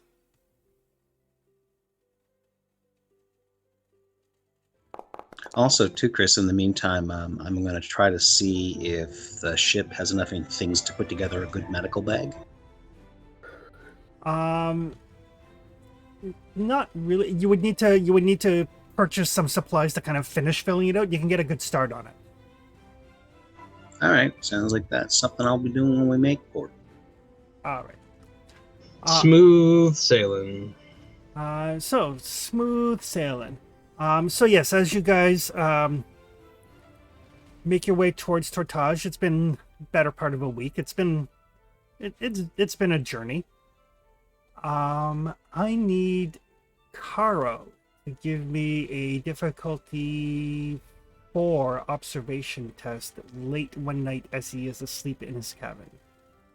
Difficulty 4.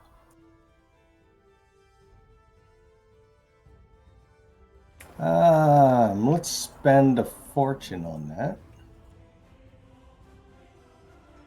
Probably and for the one best. momentum. If it's difficulty 4, that sounds like a lot.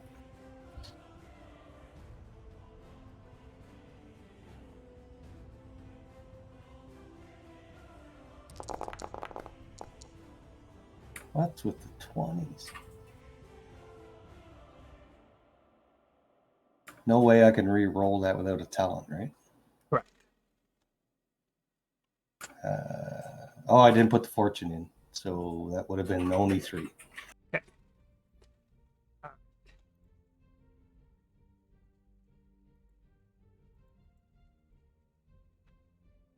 So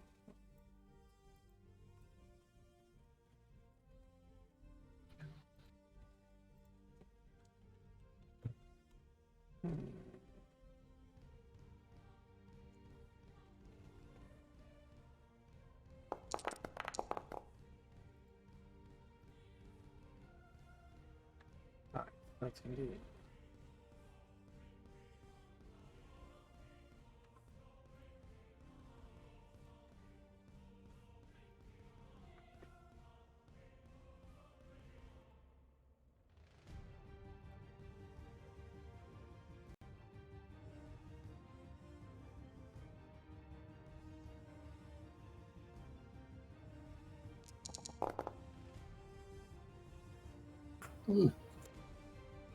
All right. So Karo, you are going to take. That's going to be.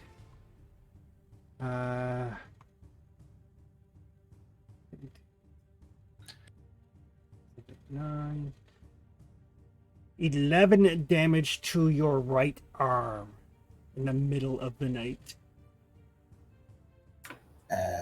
Right arm, so 10 damage. I have a 7 So- vigor. And it has piercing too. Okay, 11 damage. I have 7 vigor, so that's a wound for sure. So it's 2 wounds. 3 wounds because it's intense. Oh, wow. But you do wake up to see one of the crew that you brought over from the sea nymph pulling the knife out of your arm. I will raise the alarm. Hey, Don, remember how you joked that one of them was an assassin? I think that was my complication. Oh, Yeah. Oh, joke? What? Yeah, that absolutely was the complication. All right. So everybody, give me difficulty 1 observation rolls. I mean, I see him, right? Yes, you do.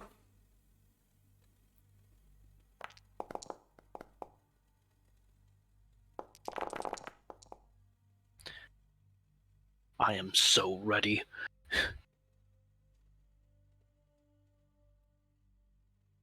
Clydius rolls over and goes back to sleep. I'm strangely aware.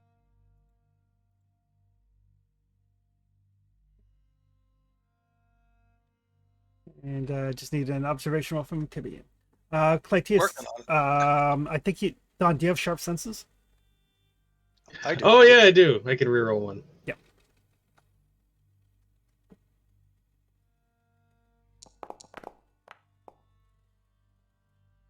Oh, I guess I'll get up and save his life. Uh-oh. Thanks for really putting that behind you.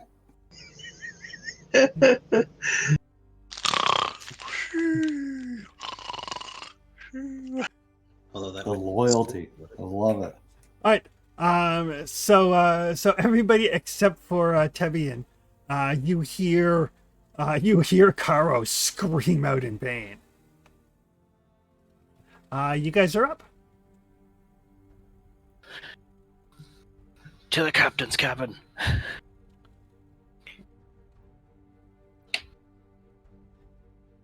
So it is a minor action to get there. And I take it I see the crew member. Yes, the door is still slightly ajar. I'm simply going to attempt to run him through. Okay.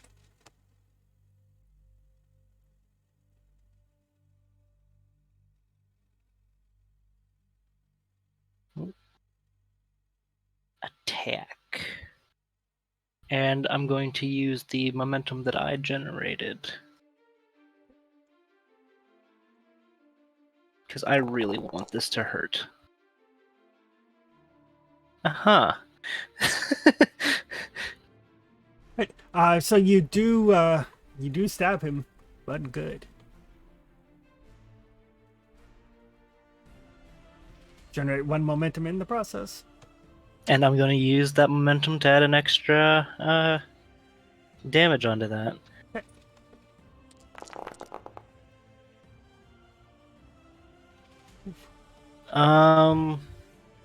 I believe I can re-roll that blank. Yep.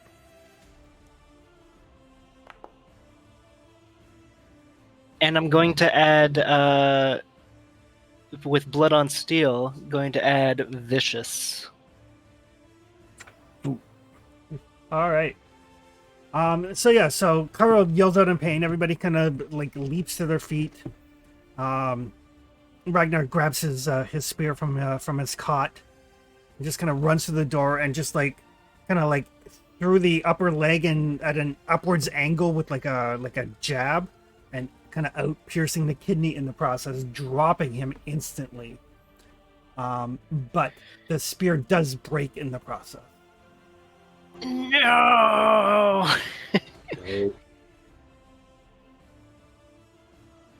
And you guys look over and you can see like blood is just pouring out of Karo's arm. It looks like it's been mostly severed. I think I need a medic. Medic. Aye, tis. I'm here. All right, let's get this bound. You're not a real pirate till you've had an amputated limb.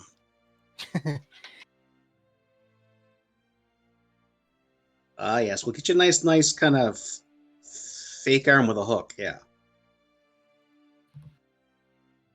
It helps if you have something to mount the hook onto, though. Now all you need is a peg leg and a parrot.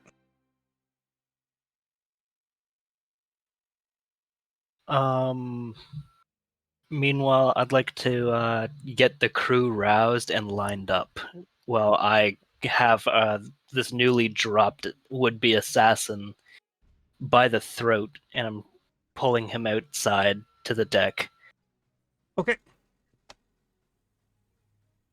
I'll try not to die. We'll try to hopefully help you not die.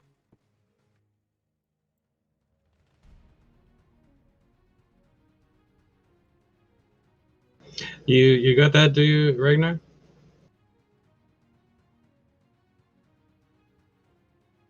Okay. So that will be a healing roll from Rory. Yeah, how bad is this? It's only difficulty 1, and then momentum will treat additional injuries. All right, so what you're saying is probably best to save the momentum then for use afterwards, or Oh no, spend it. It's bad. It's really bad. also, how many fortune do we start with? 3. All right, so I'm going to spend a fortune for the success. And I'm going to spend. I'll spend the 2 momentum to then bring me to the full 5 dice, and hopefully we'll gain even more momentum to heal even more. Okay.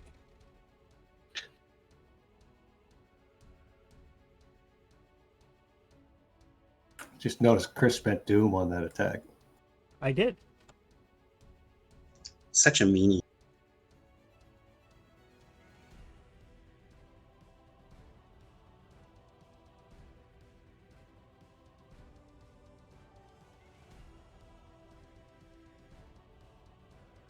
The on the plus side, unless you have a specific talent, there's no way to outright kill a PC in one hit. Hey, Chris, you need to tell it that I still have 1 fortune point left. Oh. Give me a sec. Okie dokie.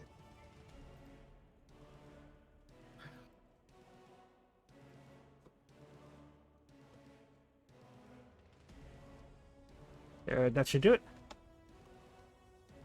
All right, then. I'll add the Cross 2 move. momentum back too, just in case.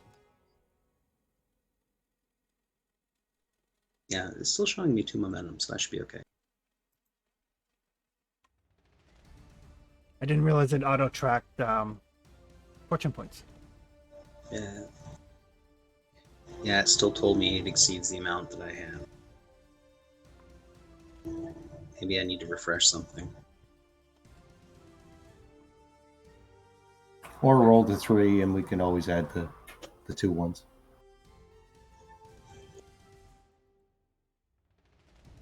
All right, well, let me give it one more go here. Stupid machine, I'll tell you how many fortune I have.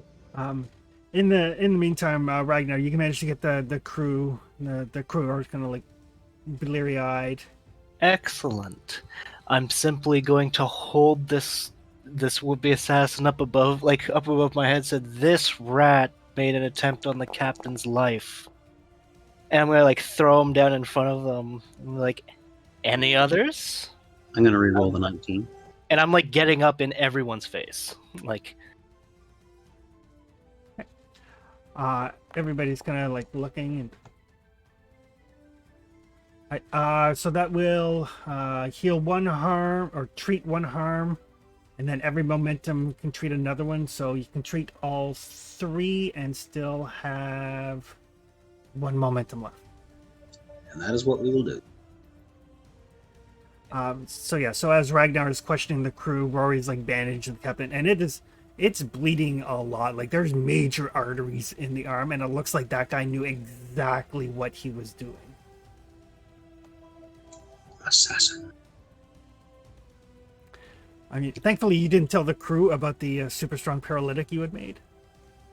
Yeah, but Oh. she's coming from the boat that he had it on.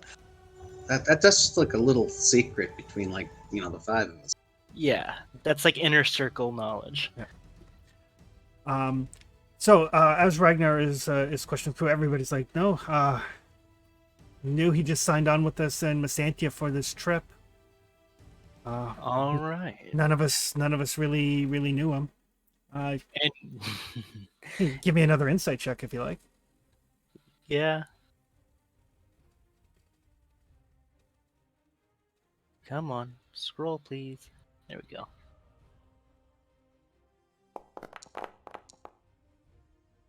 Ah.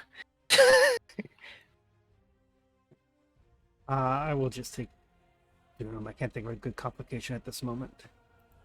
I But yeah, as you're staring them all down, you don't sense any deceit or anything. Like some of them are quite shocked that this had happened, because everybody knows, if you're amongst the pirates, if you've got a problem with the captain, you challenge him fairly. yeah. You don't, killing a crew on board a ship is against the pirate code as far as they're concerned. Yeah. And the rest of the crew, they don't have that capacity for violence, so they're all kind of like shook by it. You like walk them down, and you can tell that they're definitely unawares that this was a thing. And at that point, I'm simply going to say, everyone loyal to your captain, step forward. Make a persuasion check. I'm just curious as to how quickly they step to you.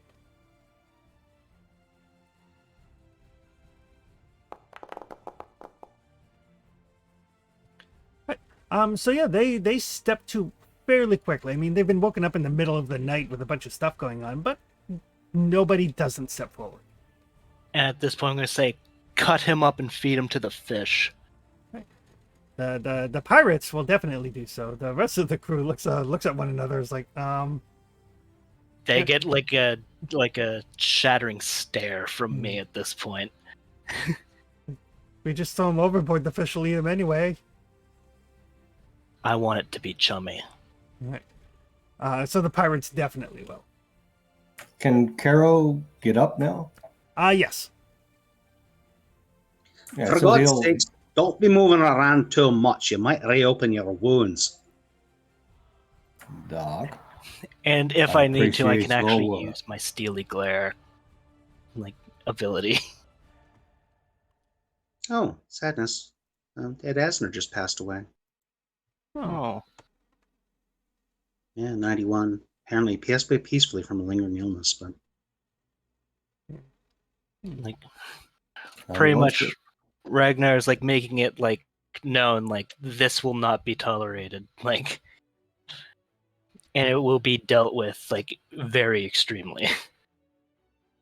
So Carol's going to come out of the captain's cabin. He is drenched in blood. He is hobbling. One arm's bandaged up. He is a mess, but he is furious. And he's going to bring his entire strength of presence down on the crew. before you do that, Okay. Roy's like, all right, Captain, look, take it easy. Try not to get your blood pressure too run, but I'll tell you one thing right now. This lad that got you was a fucking assassin. He knew exactly where to hit you. He cut major arteries. It's wow. You're lucky to be alive. Search him. Want to know who he was, where he came from. Well, the crew's currently Right. cutting him up. Hacking him up. Well, I think, sadly, if you'll notice the broken spear on the floor, sir, that, Ragnar got a little feisty. Let's just say that. And I think he's out reprimanding the crew As he with the should. body. But yeah, Carol's going to come out of the captain's cabin. He wants to make a display of the fact that he's still alive. He's beat up, he's hurt, but he wants to make it clear that he is still here. Ragnar just salutes. Claudius would be checking the helm, make sure we're still on course. Yes, you are. And there's like Excellent. there's people manning the deck during the wee hours of the morning. So Gentlemen, Oh yeah, excellent. I am very disappointed in this particular individual's actions.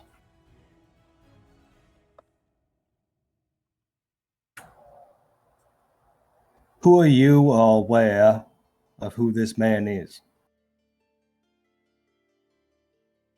the crew kind of talk amongst themselves, and like the folks from the scene, like he just signed on with us in Masantia, new crew.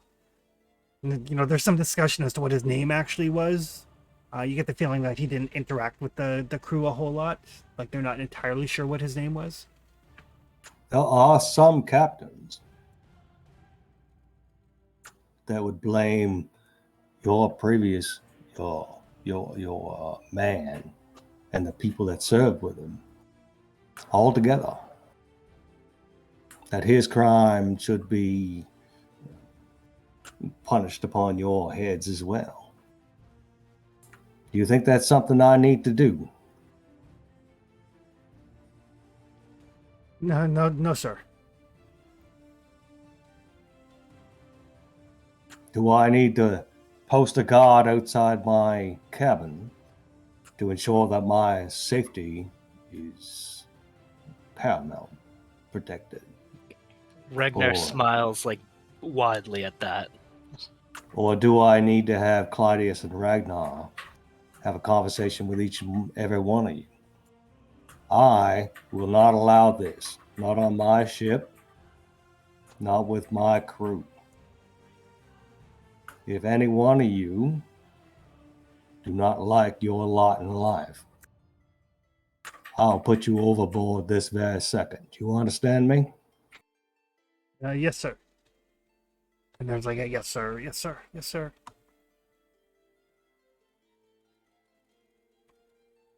Now, Claudius, my pirate friend, he's a very dangerous man. He's one of those men that could tear you limb from limb before you could even blink. But Claudius, he's a whole lot nicer than Ragnar is. It's true. Claudius is currently checking the betting pool to see who had assassins on day 4. Claudius, in his own right, is a civilized man. Ragnar, however, my marine captain, is not. You see, we have a saying in Nordheim. It's survival of the fittest. And I've proven my survival tactics. Pray that you don't have to with me. Each and every one of you will have a conversation with Ragnar at some point during this voyage. If he chooses to let you stay on this ship, that is entirely up to him. If he chooses to send you to the Sharks, that's entirely up to him.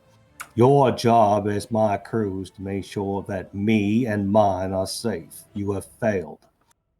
I am upset. Do you understand me? Yes, sir.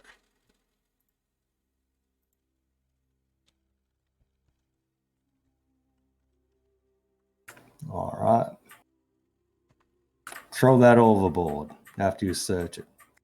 And stop hacking it up. We're not barbarians. Yes, Captain.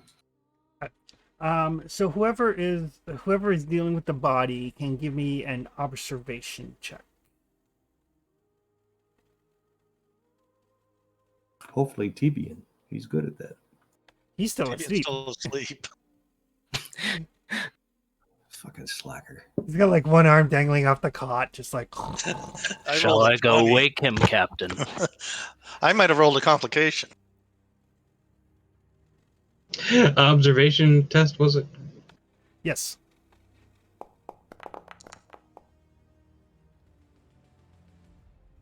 I think that's as good as it's So going to much get. for my sharp senses. So as you guys are like checking over this body, Clytius, you notice a couple of things.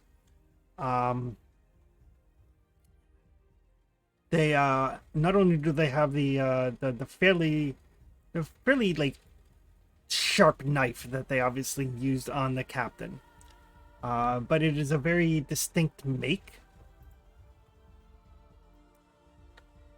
Excellent.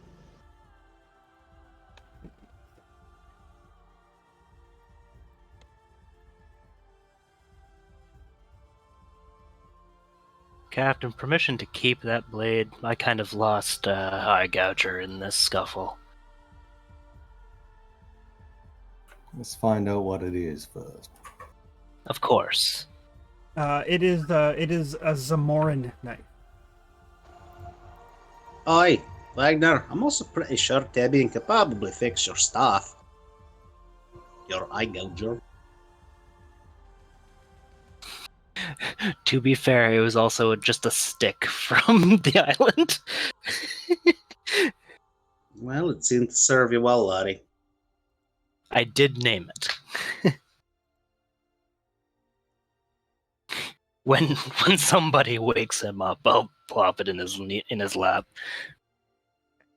So the knife it is of Zamoran make, so it's got like a little bit of a curved blade to it. So almost like partway between a knife and a sickle with a razor sharp edge. Well, the captain should probably have it. I mean, The gentleman himself, even though the crew of the sea nymph, it's an Argosian ship, they're Argosians. He himself has a darker, more weathered complexion. Looks like though he was using some makeup tricks to kind of like tone down his skin coloration. So he definitely looks like he's from Zamora. oh, whitewashing. I didn't think we were that kind of pirate movie. So yes, and I don't know. Is anybody actually trained in lore other than Tibian? Somebody could wake him up. I think I've got one in more. I assume he's totally dead. he's been awakened when the crew was summoned to the deck, right? Yeah, I've got one in lore, so I've got it out of 12. So you can give me a roll, and we'll assume by this point somebody has roused Tibian as the captain is like issuing his orders and stuff.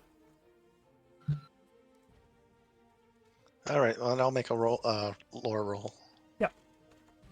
Can I assist? Absolutely. Yeah. I just roll one dice or two? One die for helping.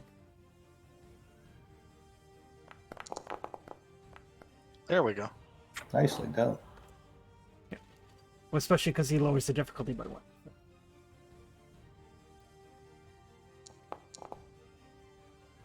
Wow. Whoa. So it's going to be a total of 5 successes. So that will be Woohoo. that would be 2 momentum. Just because I don't think any of your characters are from the east. So as the two of you kind of ponder this knife, this kind of like strangely shaped knife, and the skill that this wielder had, and some knowledge of disguise, etc., at the pretty much the same moment, you both kind of narrow it down like this gentleman is definitely from Zamora. But then as you think about it, you both come to the conclusion that he's probably from Shadazar. Shadazar, also known as Shadazar the Wicked. And then the realization dawns on you that Zamoran from Shadazar with a knife like this, it means he is probably from the Black Hand. Assassin? Yes, and not just like, oh, there was an assassin. Like the Black Hand are the assassins that you hire to take out kings, to to topple governments. They're not an assassin's guild. They are near mythical. Well, they bleed just the same. The question is, then, why was he aboard that ship? Well, I would almost say that it's possible that he was going back to maybe needed to be in Argos to assassinate someone.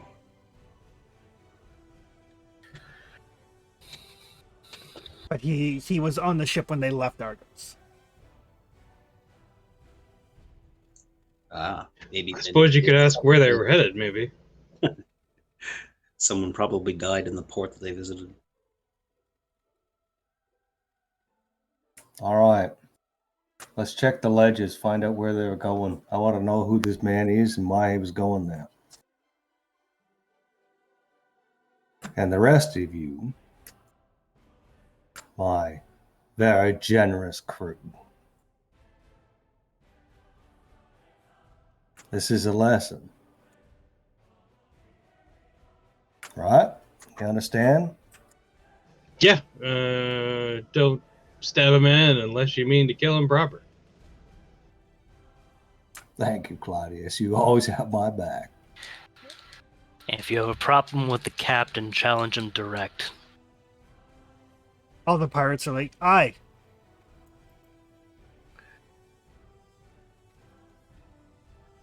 Rory, you're with me? Well, I'll leave this knife with you, Captain. It's quite a nice piece. But if you don't need me, I think I'll head back to bed. And I'm holding like the two ends of Igadra, just tap you, and we had a casualty of war. Yeah, so Captain takes the knife, heads back to bed. He takes his medic with him because he's fucked. One last thing, Ragnar. Yes, sir. If you have 1 ounce of suspicion against one of those motherfuckers out there, I want him tied to the keel and we'll sail to Tortage as he drowns. Understand me?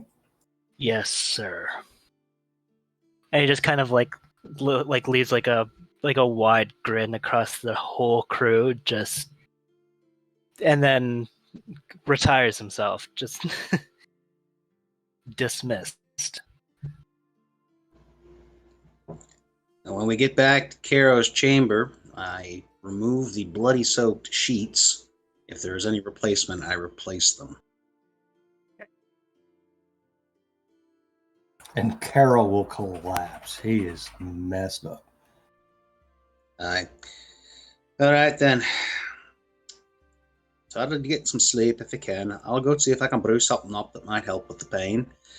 And, yeah, hopefully she doesn't open up overnight. In your hands, Doc. Try to save the arm. It's my favorite one. Aye, it is. Well, at least it's not so bad that we couldn't get you patched up and you didn't have to cut it off.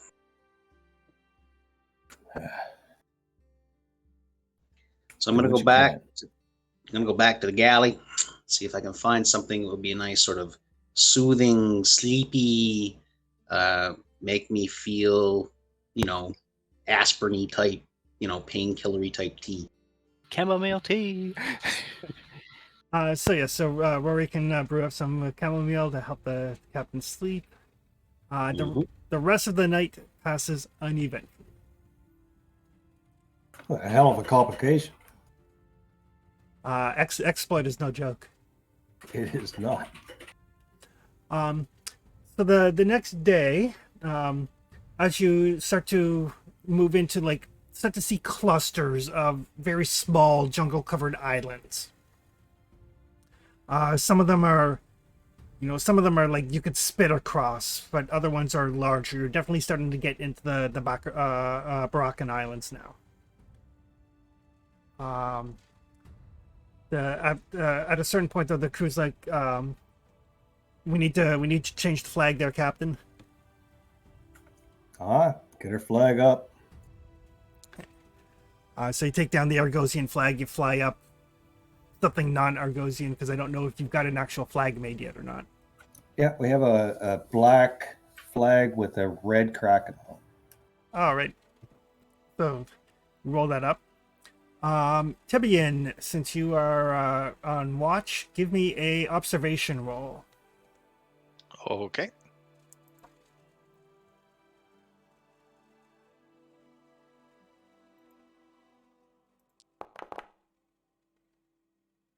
Hey.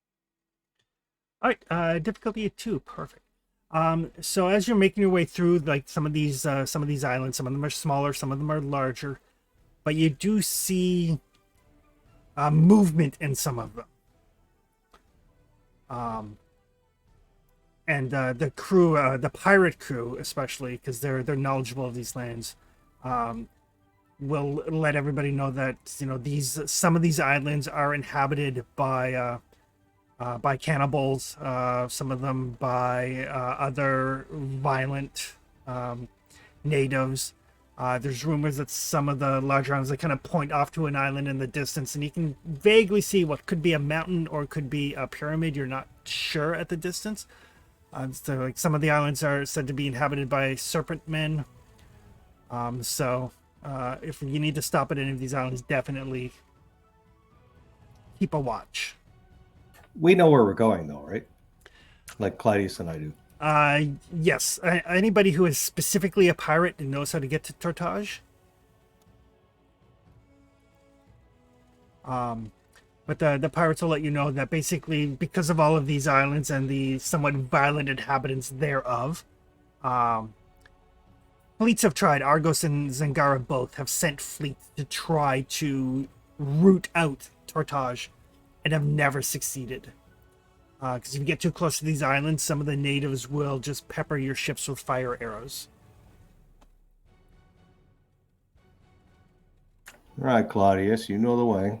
Bring us in. So you do make your way through this just absolutely bewildering maze of islands and streams. Some of them are so small you're not entirely sure the ship is going to manage to make it, because it does have a very deep draft. But it's a process to get to Tortage. But as you do, as you start to get towards sunset on this last day, you do see a large island ahead. And you do see some ramshackle shacks and everything. But Clytius and Caro know that is the fake Tortage. That is where non-pirates go. And so you take the ship around to the back side of the island through a again a very shallow, very narrow cove till it opens up into a very large lagoon. And as you start to pull in, you can hear music and voices and laughter, and you can smell smoke and sweat and sewage and roast meat. Just everything hits you at once as you pull into this cove.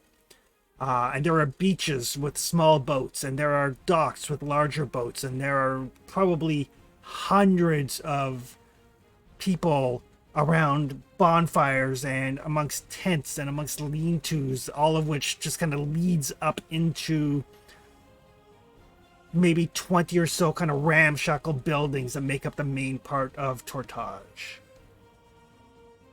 Welcome home, gentlemen.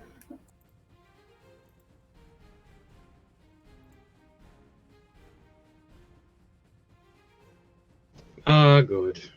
Quaint. Fine as a birth, Claudius.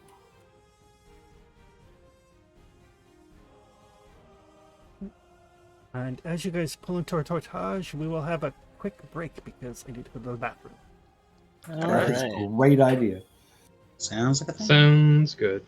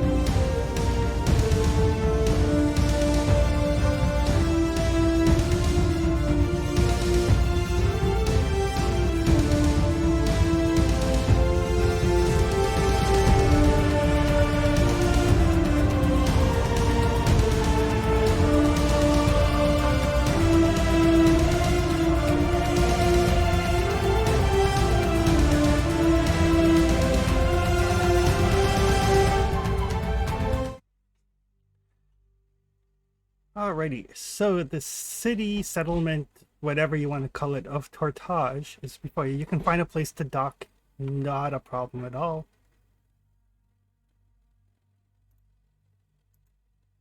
Yeah, so we'll bring the Kraken in to a berth, whatever's appropriate. Whether we anchor out here and bring the longboat in, whatever makes sense. Do we see any other ships that might look, I don't know, familiar? There's a bunch of other ships here, probably like a dozen or so other large ships of berth, all displaying various pirate colors. None that look familiar to any of you at all. Like some of the names you might have known in passing for those of you that are pirates. This is very definitely like there's no naval ships here. This is all pirates all the time. So Deimos' ship isn't here. It is not.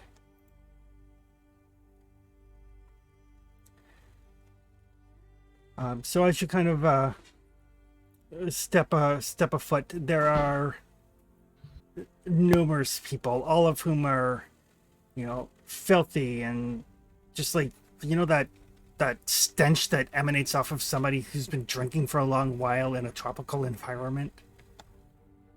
No, but I hope to learn one day. That's my favorite smell. So it is, people are walking. You see men and women both, some of the men have like chunks of meat and fruit like stuck in their very scraggly beards, and everybody is in various states of inebriation. All right. Now, before we all get excited with shore leave, Claudius, would you like to explain to them what they're about to experience, especially the new folk?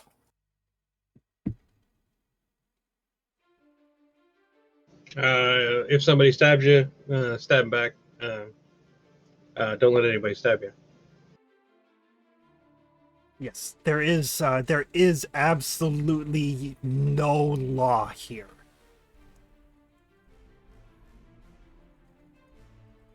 Also, probably don't drink the water.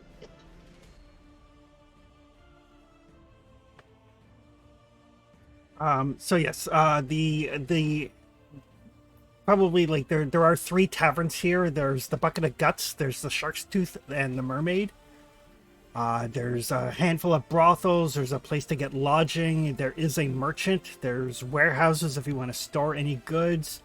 There's a shipwright named Old Three Fingers, and so on and so forth.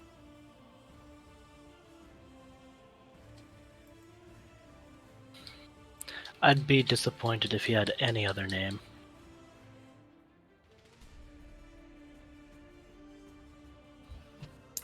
All right, gentlemen, what's the priority?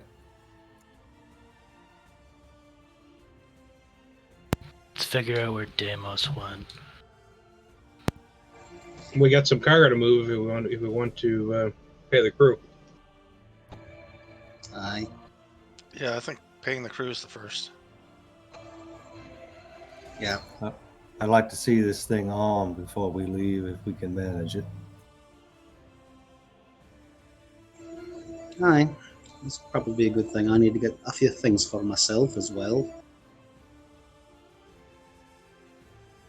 All right, so here's how I see it. Rory and I will go take care of this particular Lotus issue. See what we can get from that. Who's best, do you think, for selling the rest of this particular bounty?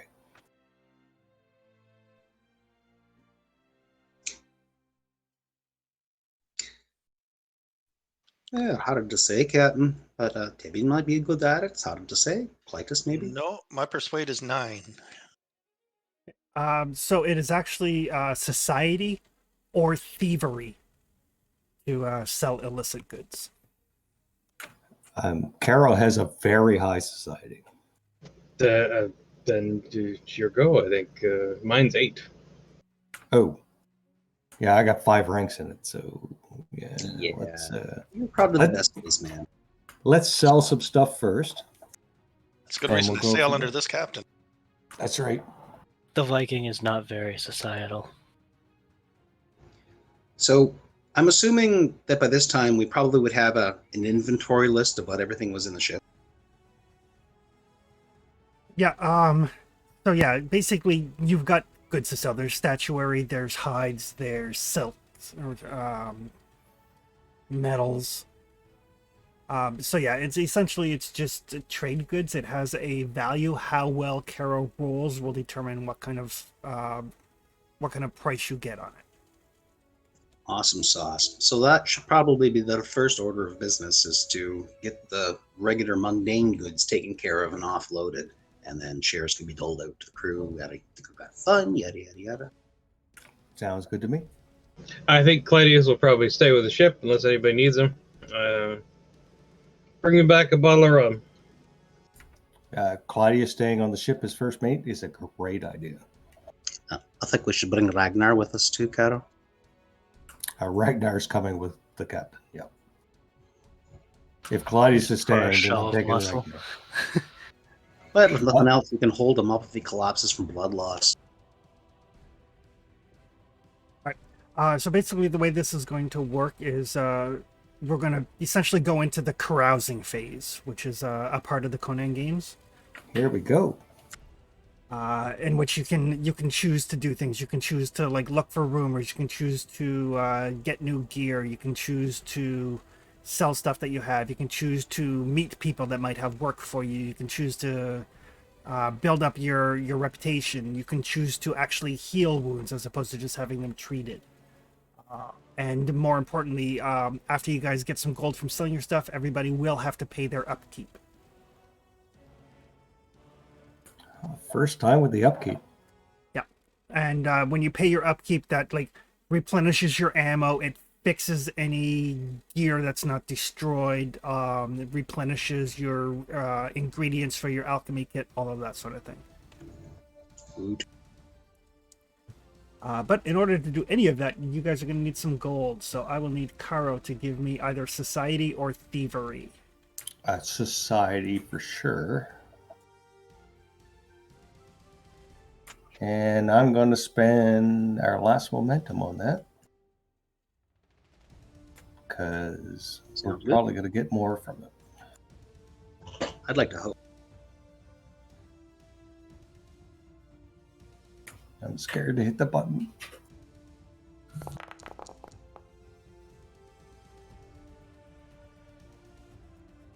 All right. Not bad. So that will generate you 2 momentum. As you kind of tally everything together, and you do find like, it takes you most of the day to like talk to this guy and then talk to that guy and then, talk to like old Farminger and find out what he's willing to buy and so on and so forth. So it's not just like you walk into the shop and go like, oh, I got a shipload of stuff. Give me gold. It is a day, or the good part of the day, arranging all of the various buyers and so on and so forth. So you can get 40 gold for the lot, which Rory knows is substantially below the market value because he was one of the ones that looked at the ledger. But every momentum that you spend will increase the amount of gold you get for things. Currently generated 2. Does that include the Lotus potions? That does not. I'll get you to roll separately for that. Yeah, that's a specialty. So if I spend 1, does that go from 40 to 50, or is it 40 Yes. to 80? Or It adds 10% of the total value. So in this case, it would add 10 more for every momentum that you spend. I want to have a momentum left over for selling the Lotus, so we'll spend 1. So it works out to 50 gold, which is like the standard currency. And that's a a mishmash of like silver coinage and gold coinage and maybe some gems and stuff like that that you trade for. But mechanically, Okay. it's 50 gold. And then we'll see about selling the Lotus.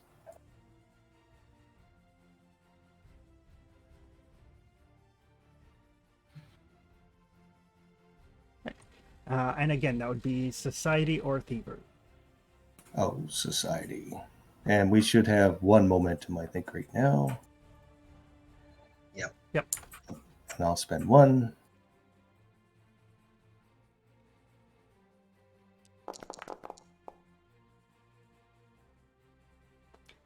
All right. So you can get a total. How much of it do you want to sell? So we're looking at the idea is hopefully that we could sell 2 of the 3 and keep 1 for Rory.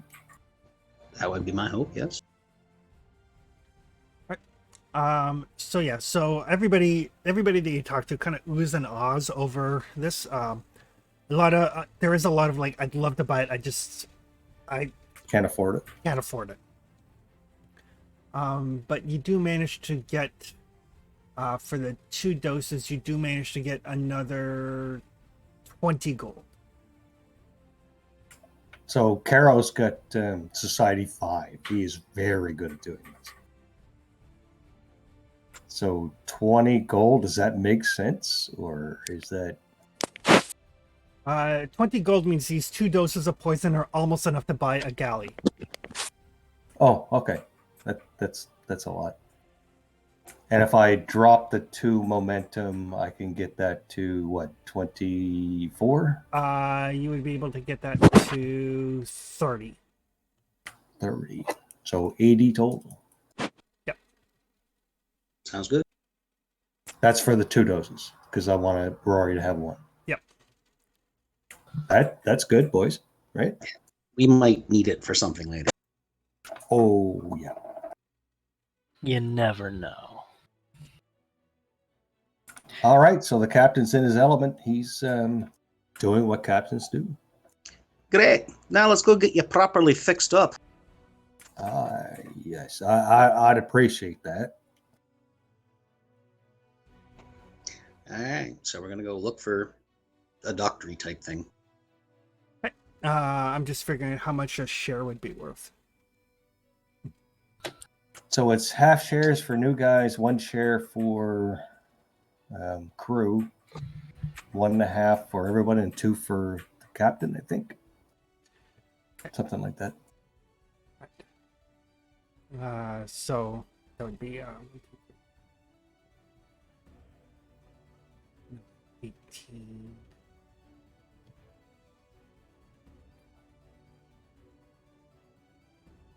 $26. 28 shares.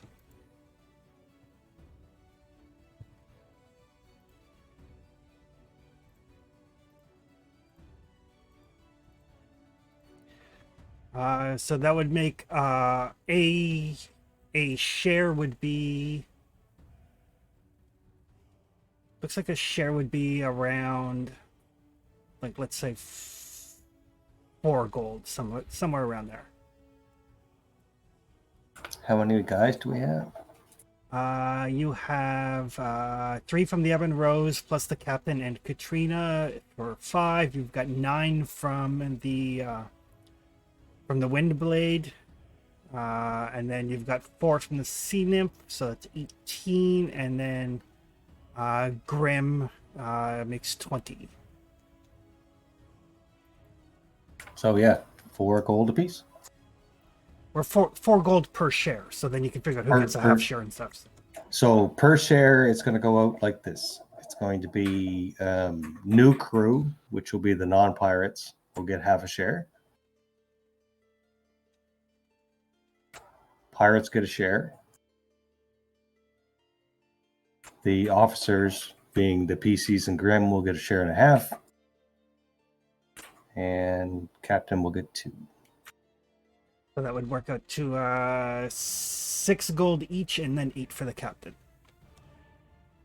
which ends up with nothing left, right?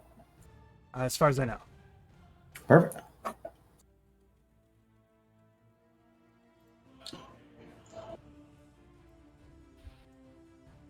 People have to get paid. 6 gold. Welcome back. I too.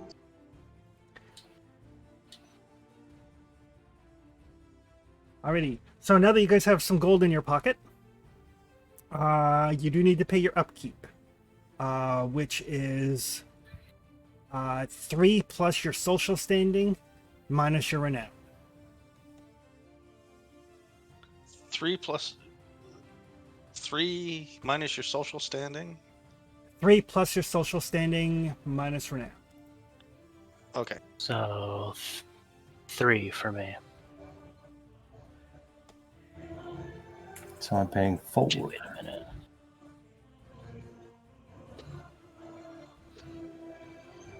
Yeah, I have 0 for standing, so.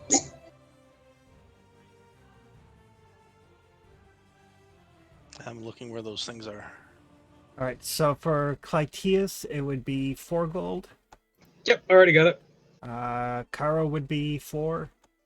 Yep. Ragnar would be 3. Rory would be 3.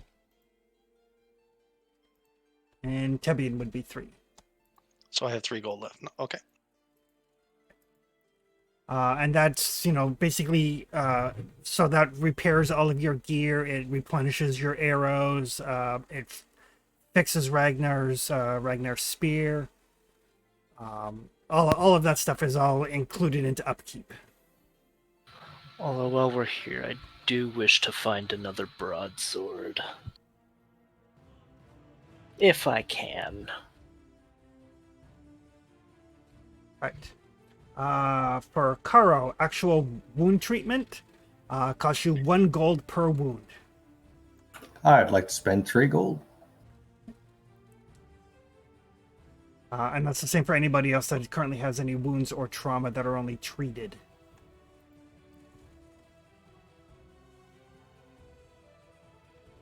Did those of us that were wounded on the island, did we fix it on the journey, or? I believe anybody that was wounded on the island, I allowed you to kind of heal over time while the ship was being repaired. Right. Yeah. Just making sure. In that case, I am good to go.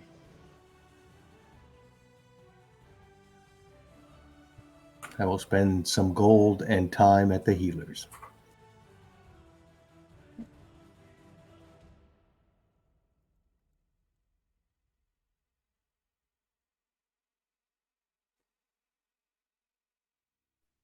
I'm assuming also prior to going into dry dock, Captain probably gave out the shares. Oh, yeah.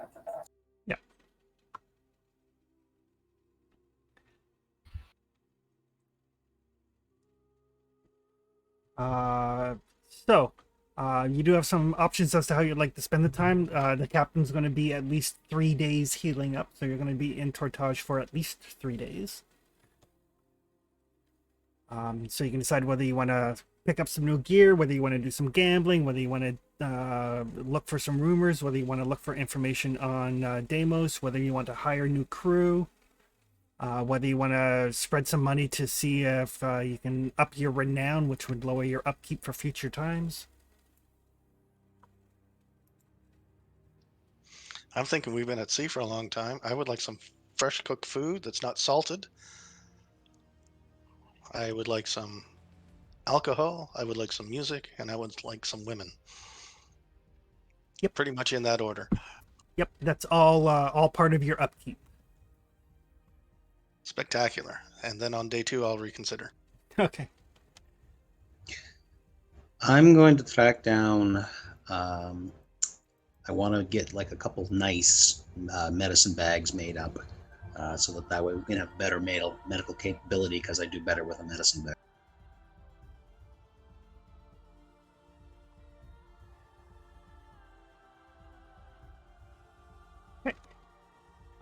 Yes, you can definitely find healer's bags. They cost 8 gold. Well, those things aren't cheap, are they? They are not.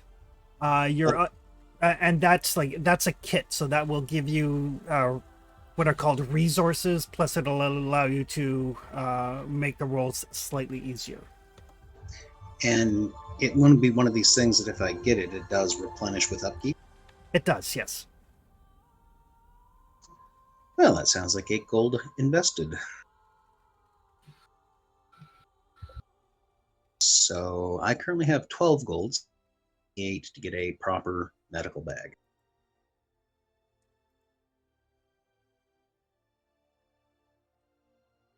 A broadsword is actually going to require a society roll to find. Okay. Pretty much like I'm trying to find like any like maybe pilfered Nordheim weaponry. Broadsword mainly, but anything. The best way I have found to acquire new weapons in Conan is to find someone that has one, kill him and take it. Like cutlasses are easy to find because they're fairly common Yikes. amongst pirates, but broadswords are a little bit harder. Yeah, I didn't. So how can I put that medical kit in?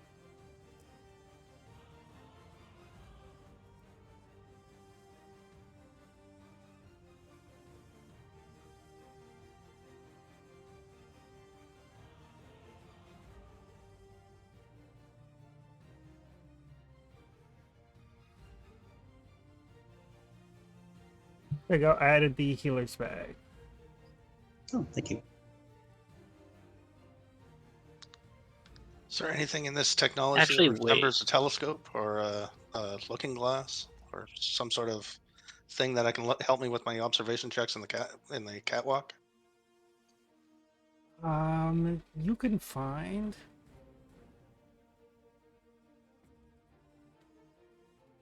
I believe there's something similar in one of the books.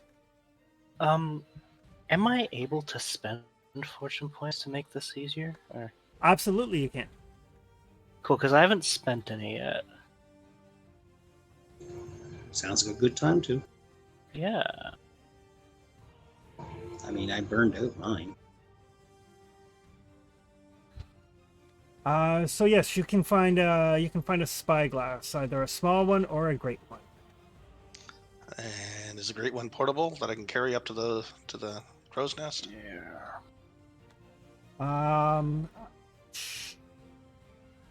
It is. It's got an encumbrance value. There's no real difference between the great one and the small one. I'll take the small one then. I think the great one's just bigger. The great one removes up to 3 levels of difficulty for observation tests due to range. The smaller one removes 1 level. I'll take the big one then, if I can afford it with 1 gold.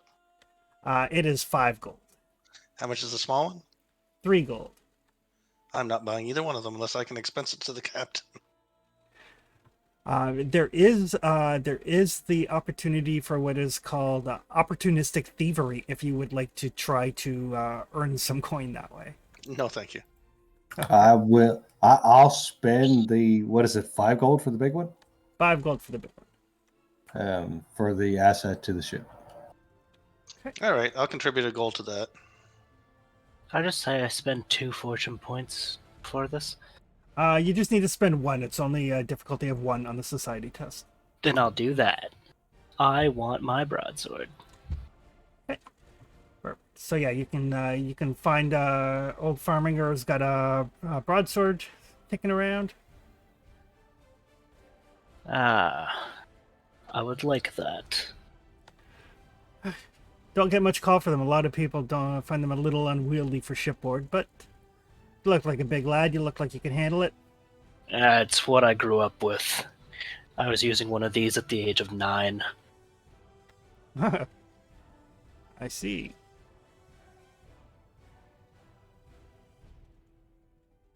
Baby's first broadsword. How much? 5 gold. Take it. Take it.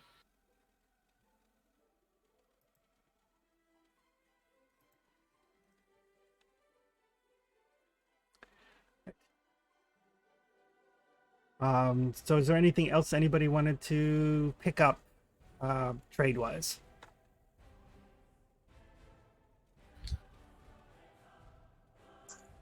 Don't think so. Probably some more alchemical reagents of the burning kind. They will cost you 1 gold per ingredient.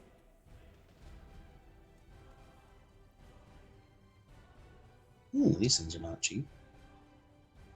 Although, what is the option to kind of go out into the island and maybe harvest? You could certainly try. Tortage is not a friendly place for people who wander off by themselves, so you'd probably want to take people with you. Yeah, like just a nice little scouting party to check out the flora and the fauna and to see if it's something usable before I tip into the idea of spending gold on. Here, I'll go with you. Clytus, would you like to come?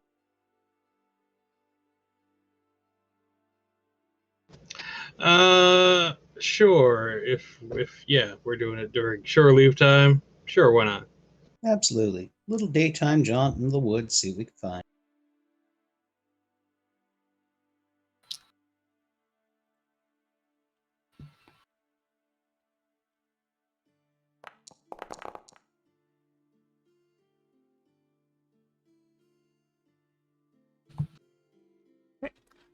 So the three of you are going off into the jungles around Tortage to see what you can find. And as you start heading your way into the jungle, you do see a lot of like the drunken pirates and stuff are like, dead man walking. Good luck. Takes like a big pull from his like bottle that's marked like XXX. Hi, lad. Why would you say that? Things in the jungle will eat you. I invite them to try. Aye, 'tis. I'm not too worried about that. Well, you fellows enjoy your night, your day, and the next night, and the next day. It is all you have.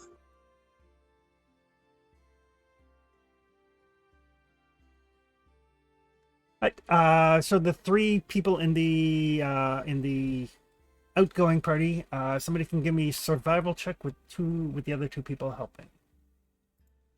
Okay. I have an okay.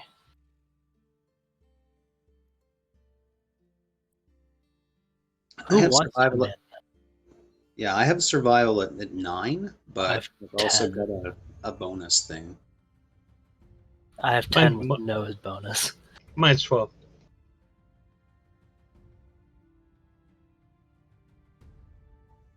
So I guess the option becomes, what difficulties is Chris? It would be difficulty 1 because it's a fairly dense jungle. All right, my hunter brings that down to difficulty 0. So I think that might trump the 12. Go for it. So we just roll a d20 to help. Yep, 1 to help.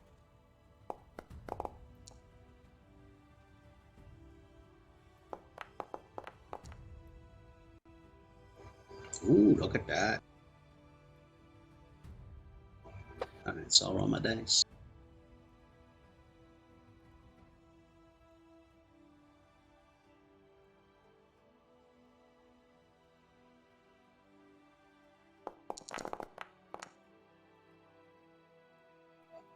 Well, that wasn't meant to be.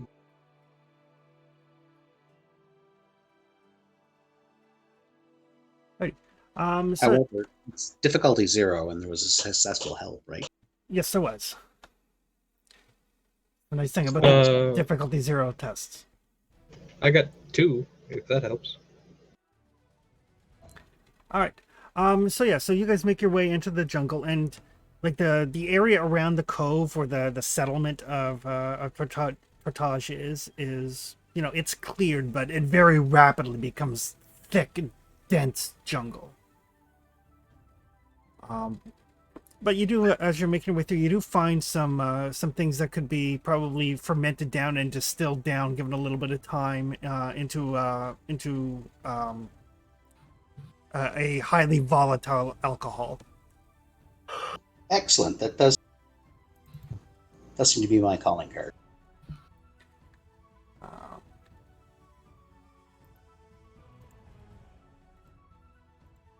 and I will need observation check. Okay.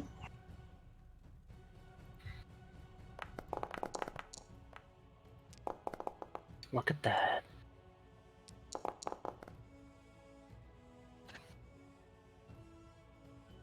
Good job, guys.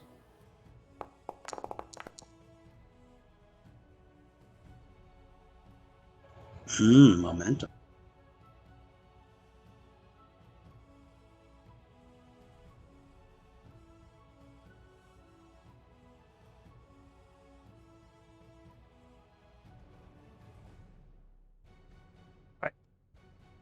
So yeah, so as you guys are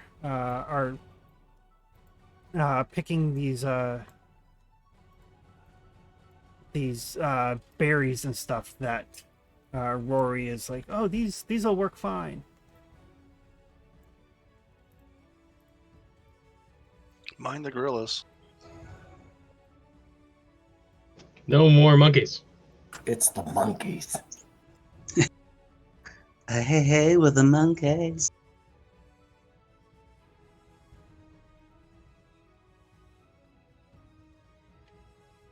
The three of you notice that some of the tree branches are moving, and then you very quickly realize that those aren't tree branches. Those are very, very large snakes.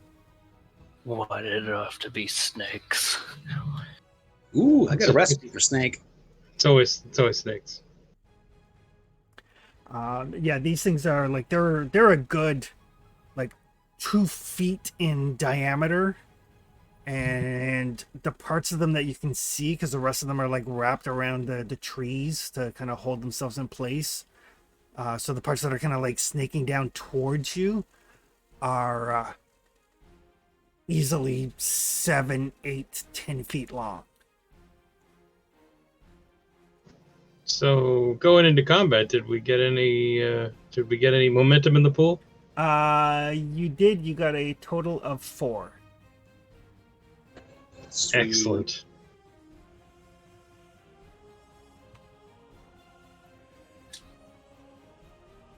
I only asked because I don't want to be eaten by a snake. Absolutely. I think anyone really wants that. You guys are up.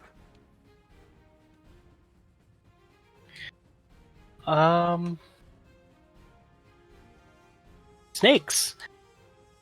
Snakes. Another ladder. I guess Ragnar is going to test out his new broadsword. Shiny. Yeah. Use some momentum if you need to. Yeah, I'm going to use one of the ones that I generated for myself.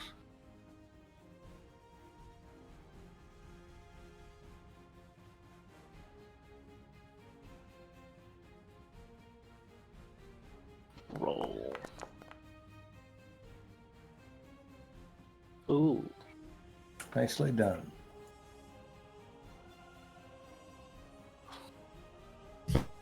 Okay, that will give you 3 momentum. Excellent. Well, I'm going to come down on it, and I'm going to use that 3 momentum to add extra 3 onto my damage.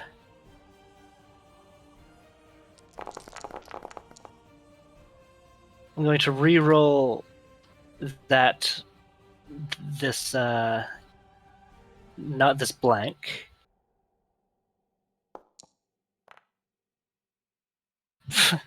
And I'm going to add vicious onto it with blood on steel. So it'll be 8.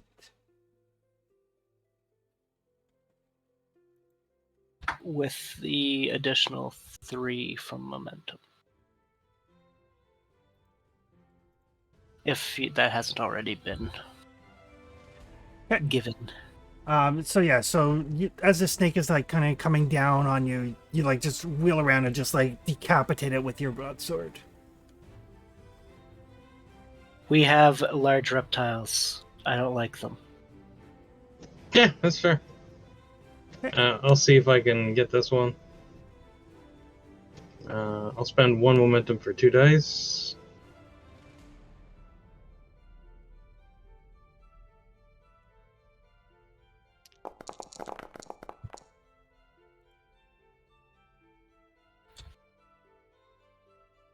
That will generate 1. Okie dokie.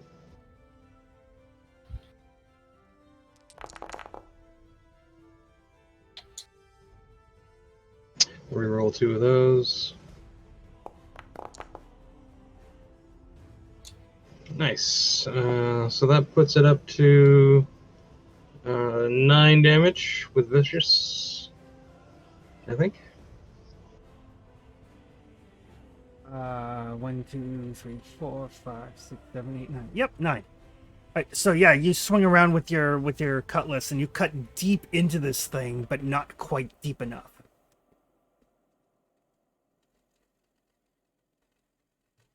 You like pull your sword out and it's coated in snake blood, but the snake is still like coming towards you. But blood is just pouring out of that wound. Rory. All right, I'm going to use one of my 7 level 2 burning potions I think that I created. Okay. I will attempt to enfuego the snake, and then I'm going to drop back by Ragnar. Generally a safe place to be. I kind of figured. That's how I do it. And I'm going to steal momentum for an extra dice.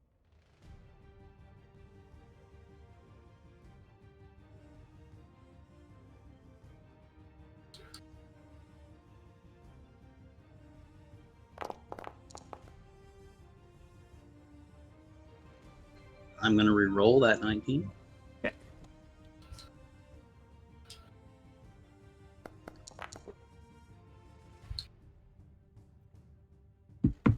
Alrighty. I will give you 2 momentum. And I'll stick those 2 into damage. Okay.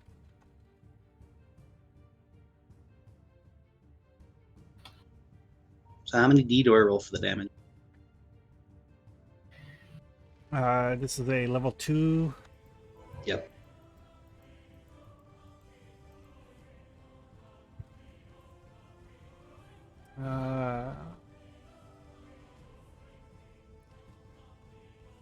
Four, with incendiary 3 and spread 1.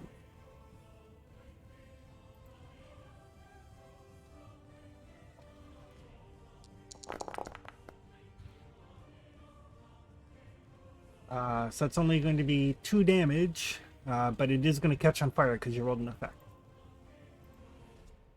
All right. Plus 2 for the momentum, right? 2 for the momentum. Yep, got it. Okay. As you start to move, though, it is going to spend Doom to take a reaction. Ooh. I can't let dinner get away.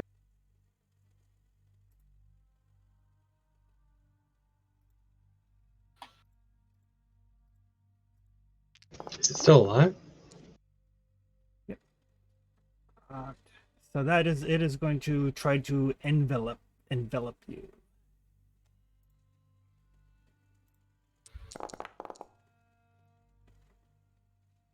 All right.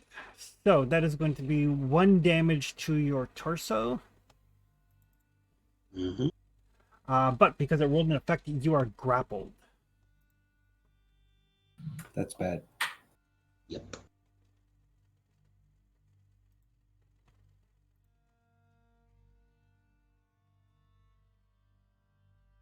Fear not, Rory, it will be cleaved. So yeah, you like throw the fire at it. The fire like envelopes it, but it is still standing. Ah, get it off! Like it's pretty badly hurt because the fire spreads over the body, and it is an incendiary attack. So the flaming snake now has you grappled. Ghost Rider snake. That's bad too. So what do I need to break out? So on your next turn, you can try to break free. I want to break free. But now it is the snake's turn. So the one that has Rory grappled is going to use exploit as a free action at difficulty 0. Does it burn? It burns at the end of its turn. Oh. And then it is going to squeeze hard and constrict.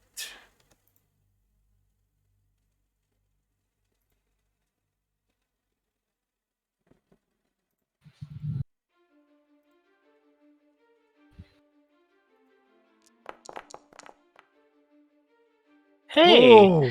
Oh, Wow. it won't. That doesn't happen often. That does not happen very often. The Conan gods approve of Rory. So yeah, so it's got you kind of grappled. It like throws its like entire weight against you, kind of pinning you to the ground. But as it's trying to constrict around you, it basically comes into contact with the parts of it that are on fire, and it's just going to burn to death. It didn't have that much vigor left. Oh yeah. Good job, Rory. This one over here is going to try to envelop Clytius. Wait, there was a third one? The one that you didn't kill. Yeah, Ragnar's didn't last real long. I thought there was only 2. No. Oh, it will miss. There's only going to be 2. All right, Claudius, send it off. Okay, just one second. Snake, Sure. snake.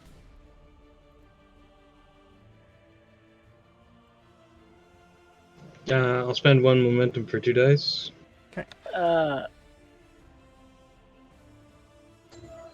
Do it. And yes, and Ragnar and Rory, you do see 2 more snaking through the underbrush towards you. Oh, good. Can you give us another momentum, Chris? Yep.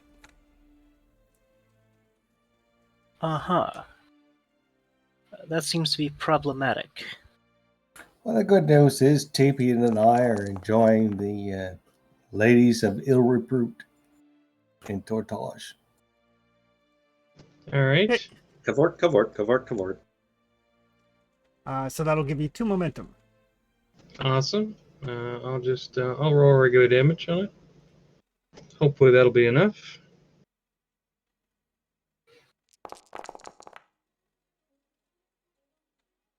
Oh, it's all good. So that's 7 becomes 11 with vicious. Oh my. That is enough to inflict 2 wounds upon it, thus killing it. Hey, one I won't have to fillet. So yeah, you kind of spin and you run that cutlass like up its like underbelly, is just trying to envelope you and basically just splay it. Yeah, not today. I guess we'll move over here and try to defend Rory. Meanwhile, Ragnar is going to charge this snake Bonanza. and is going to use a singular momentum. Do you want some daddy cuddles? I left 2 in there, so there should be 3. I think. Yep, there's 3. Well, I'm Okay, using cool. 1.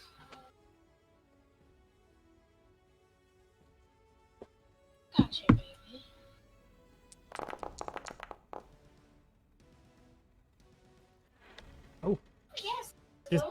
barely a hit, but a hit. And if it's cool with y'all, I'm using another momentum just for a little bit of extra damage. Just as a note, with the exception of buying dice, you don't have to spend the momentum until after you see whether you need them or not. Some lovin's. Oh. Excellent. He heard Cooper whining All and right. he got scared. Just 1 second. Just Yep. cuddling up to a puppy. A scared puppy. Well, I'll just roll this then. However, I will re-roll both of those. Oh, he's trying to get down, love. Okay, come back, Mommy. And for nothing. Is that enough? That is not enough to cause a wound. It has some degree of armor. Does 1 extra do it? One more would, yes. Then I'll use 1 momentum. It'll cause 1 wound to it. It's still around, but I just want to know that I'm not to be trifled with. I will hurt it very badly. gotcha. All right, try and snakes time. Pain is a it's great my go. intimidation Oh, right, Rory, sorry. factor. Oh, I think I'm gonna burn that one. That's right here. Get him, Rory. It's certainly better an option than me taking out my sword.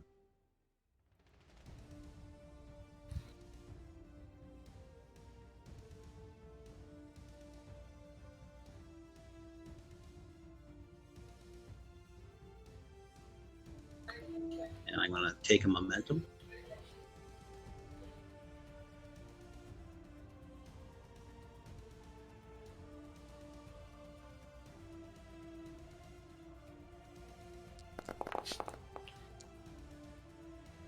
Ooh, great roll. That's a really good roll. Nicely done. We'll take that.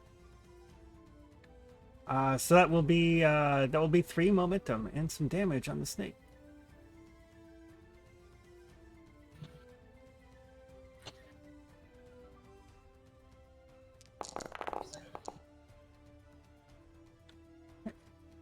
Uh, 3 damage.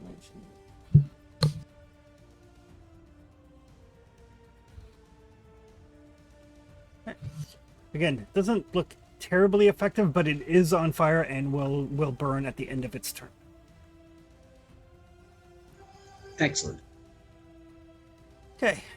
And I'll save those 3 momentum for the pool.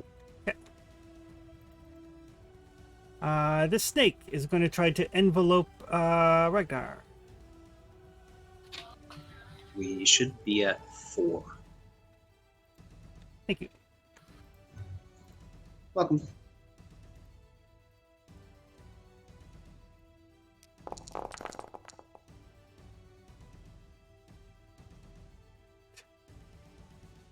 I forget. How does the defend action work? Because I have a deflection talent that I forget how it works. Yep. So you can roll parry. I'd like to if I can. Normally taking defense adds 1 to my doom pool, but the deflection talent reduces that doom cost by 1, and then your parrying quality on your broadsword reduces that by 1. So you could effectively parry twice in a round with no doom cost. Then I'd like to do that. Ooh, yeah. All right. So I believe that's in actions. Yeah. I believe so. Just roll your parry skill. Skill. Parry. We have momentum I can use on this, yeah? Yep. I'll use... We have 4. 1 sound good, boys? Yep. What you need? Just planning for the future. You do you, pal. It's your ass. Yeah, it is. So you try to get this. You try to get your sword up between you and the snake, but you are not successful. Yeah, it's fine. it will generate 1 doom in the process.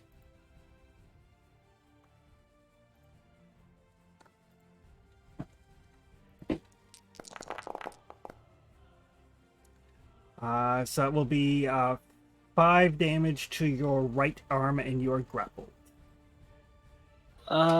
With a shield, I have right arm 4. Okay, so you take 1. I forget. Is that the skull or the star? I think it's the skull. In vigor. Okay.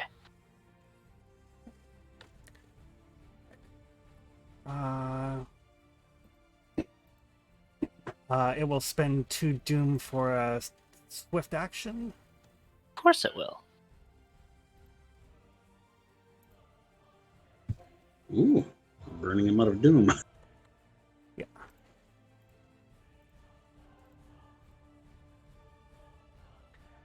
It will, first of all, as a free action, it will exploit at difficulty 0.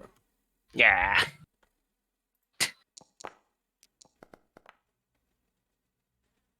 Oh, so that will, in fact, hit. Am I able to try and parry this one? You can, actually, because parry is a reaction and not an action. Because I don't like this. I'm using 2 momentum, boys. Spend them. Ha!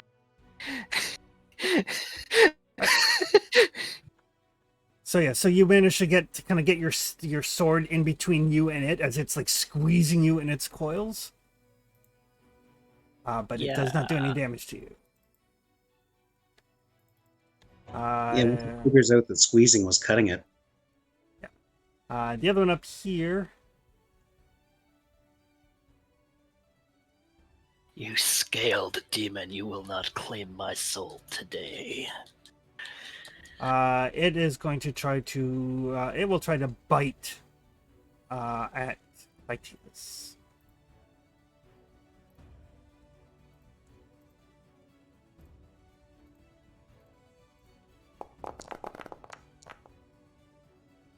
Oh dear. 2 momentum.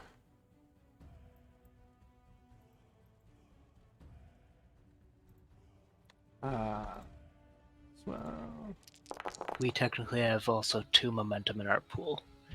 Because I generated 1. so it is going to be 6 damage to your left arm. Oh, fuck. Alright, I'm wounded.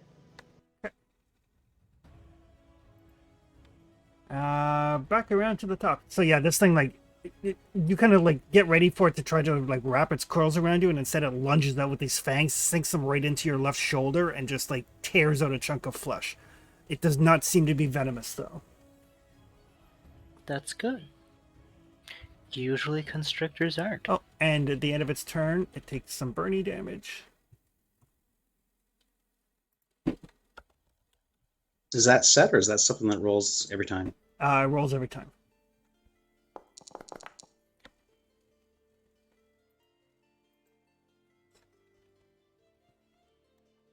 But yeah, it rolls because if it rolls any effects, then it continues for another turn.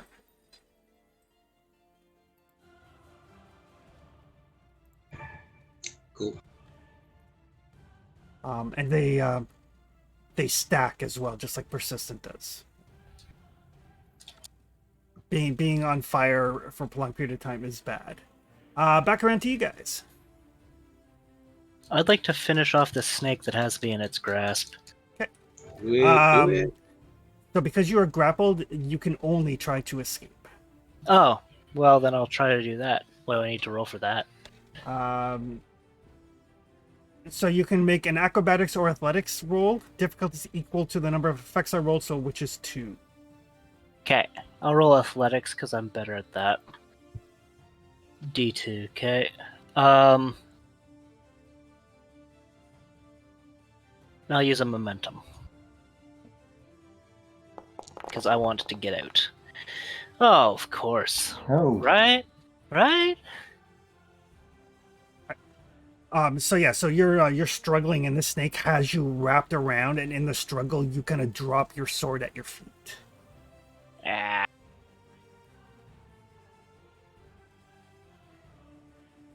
A lot of work for ingredients. Oh, but it's going to be one heck of a supper. Well, we Just could have bought them. scaled demon, just know when you eat me, Odin will be with me. Back around Rory and Clytius. Hey, Ragnar, just pretend it's Ragnarok. That's the plan. This is Jormungandr. I am Thor in this equation. I'm gonna kill the thing, but it's gonna kill me in the process. Despite the fact it's kind of all over Ragnar, can I still set it on fire? Yeah, you're having a hard time seeing Ragnar. Oh, so I just see Snake. Yeah. Like, this thing is like, it is large enough that it is basically wrapped its coils around him. And it's easily like 18, 20 feet long and about 2 feet in girth. Okay, well, I absolutely would like to then try to help him out by setting it on fire. Okay.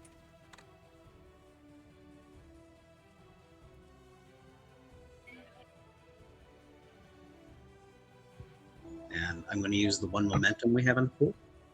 Okay. Hopefully we'll get more.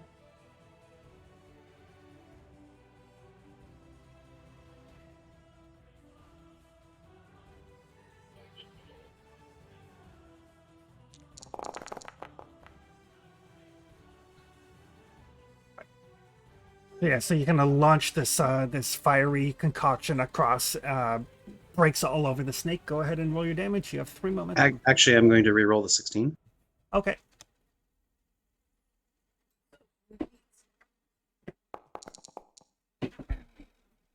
Nice. Nice. Yes. Much better.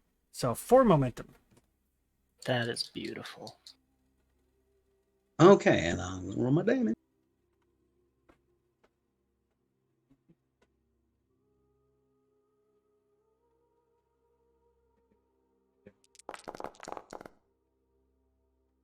It Oh. just got really hot for me in here. It got very warm for you. So that's gonna be It's either I am suffocating and this is what dying feels like, or Rory just threw a fucking fire potion. and that. I'm going to use 2 of the 4 momentum to add to damage. Okay, so it's 5 damage total.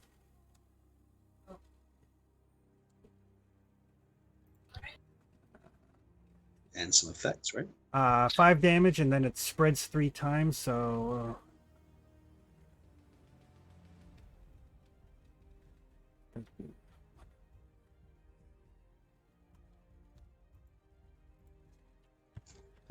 Blah, carry the 1. Yeah, a lot of that. So yeah, it is definitely on fire. It is roasting, and Ragnar, you're like, oh, the temperature just shot up like 1,000 degrees. Again, it's either I am like this is what suffocating to death feels like, or Rory used one of his potions. I haven't decided. I haven't figured it out yet. Yeah. Something's burning. Yeah, Clytius. All right, I'll spend 1 momentum for 2 dice.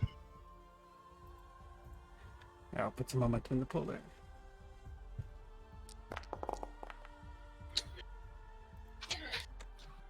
All right, that should be nice. All right, your difficulty goes up because of your wound, but that's still 2 momentum for you. Okay.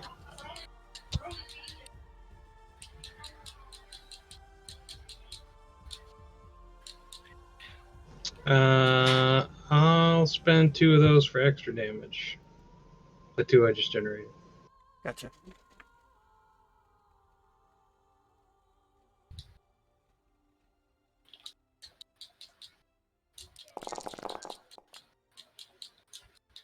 Oh, shit. Ooh. So 9 damage with 5 more from Vicious. 14 damage. Oof. That was beautiful. So yeah, so this thing like pulls back, and like your blood is dripping off its fangs, and for a brief moment there, Clytius just sees red, and you just like drive that like there's nothing fancy, but you just drive that scimitar deep into its like down its throat and out the back of its skull, and it collapses. Stupid snake. This snake that's left down here with Ragnar, it will once again exploit as a free action.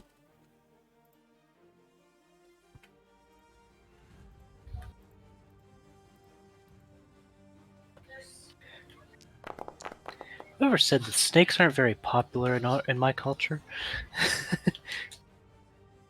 I dub the new boots. New boots, new handbag. Oh, absolutely. We're gonna saddle these things up and bring it back with us. It's like gonna be dinner and some fucking stuff. Wherever those drunken pirates are that were like dead men walking, I just want to see their face. So that is going to be 5 damage with piercing 2 to your head. Ow!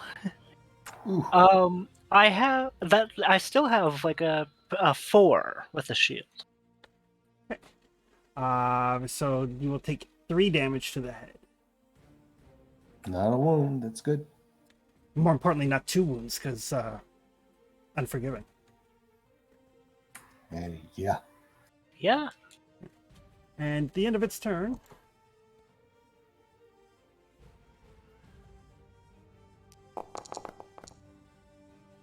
Wait a minute.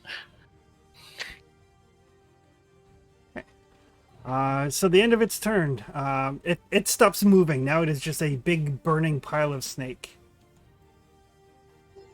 Snake. Back around to you guys. All right, is Ragnar still inside it? Is it still alive?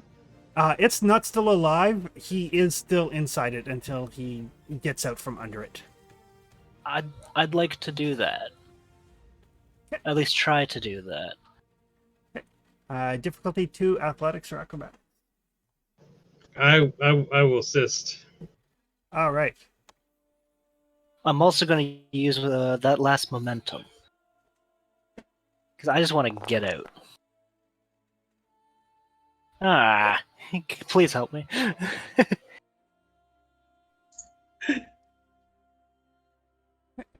So everybody else can roll 1 die on athletics. That's a hit. All right. So yeah, you guys see Ragnar struggling to get out from underneath this burning snake corpse. You rush over. Clytius basically takes his cutlass and kind of like puts it in and hauls it up. Oh, good roll from Rory as well. So he basically kind of uses his cutlass like a crowbar almost to open up some of these snake coils, and then Rory can kind of reach in and kind of like grasp Ragnar's forearm and pull him out. Like a non-on fire handle for a snake. Yeah. But yes, you guys have managed to successfully get 3 ingredients and some steak for supper. Woohoo! Let's haul as much of this back as we can. I want to see those drunk fools' faces.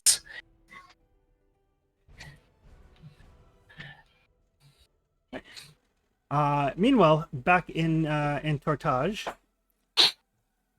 you guys are having a lovely time being tended to by companionship and a very gentle healer. Nice warm, kind of warm bath. The water's a little bit questionable, but at least it's warm. Helps like get some of the dirt out of the wounds. Kind of going like, I wonder what the other 3 are up to.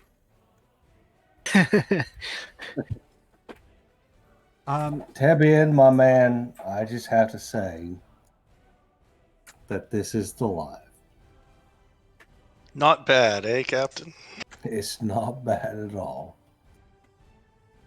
And now that it is at 6 o'clock, I think we'll call it there, where you guys are safely in the city of Tortage. Next time you can start to track down information on Captain Deimos.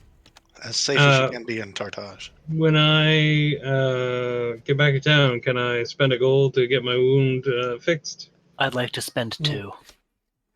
Yep, absolutely you can. So yeah, so in the like the healer house there, where Karo's kind of resting up, you see Clytius and Ragnar kind of come stumbling in. Fucking snakes. Snakes. Snakes was a They have always just been a pox on my people.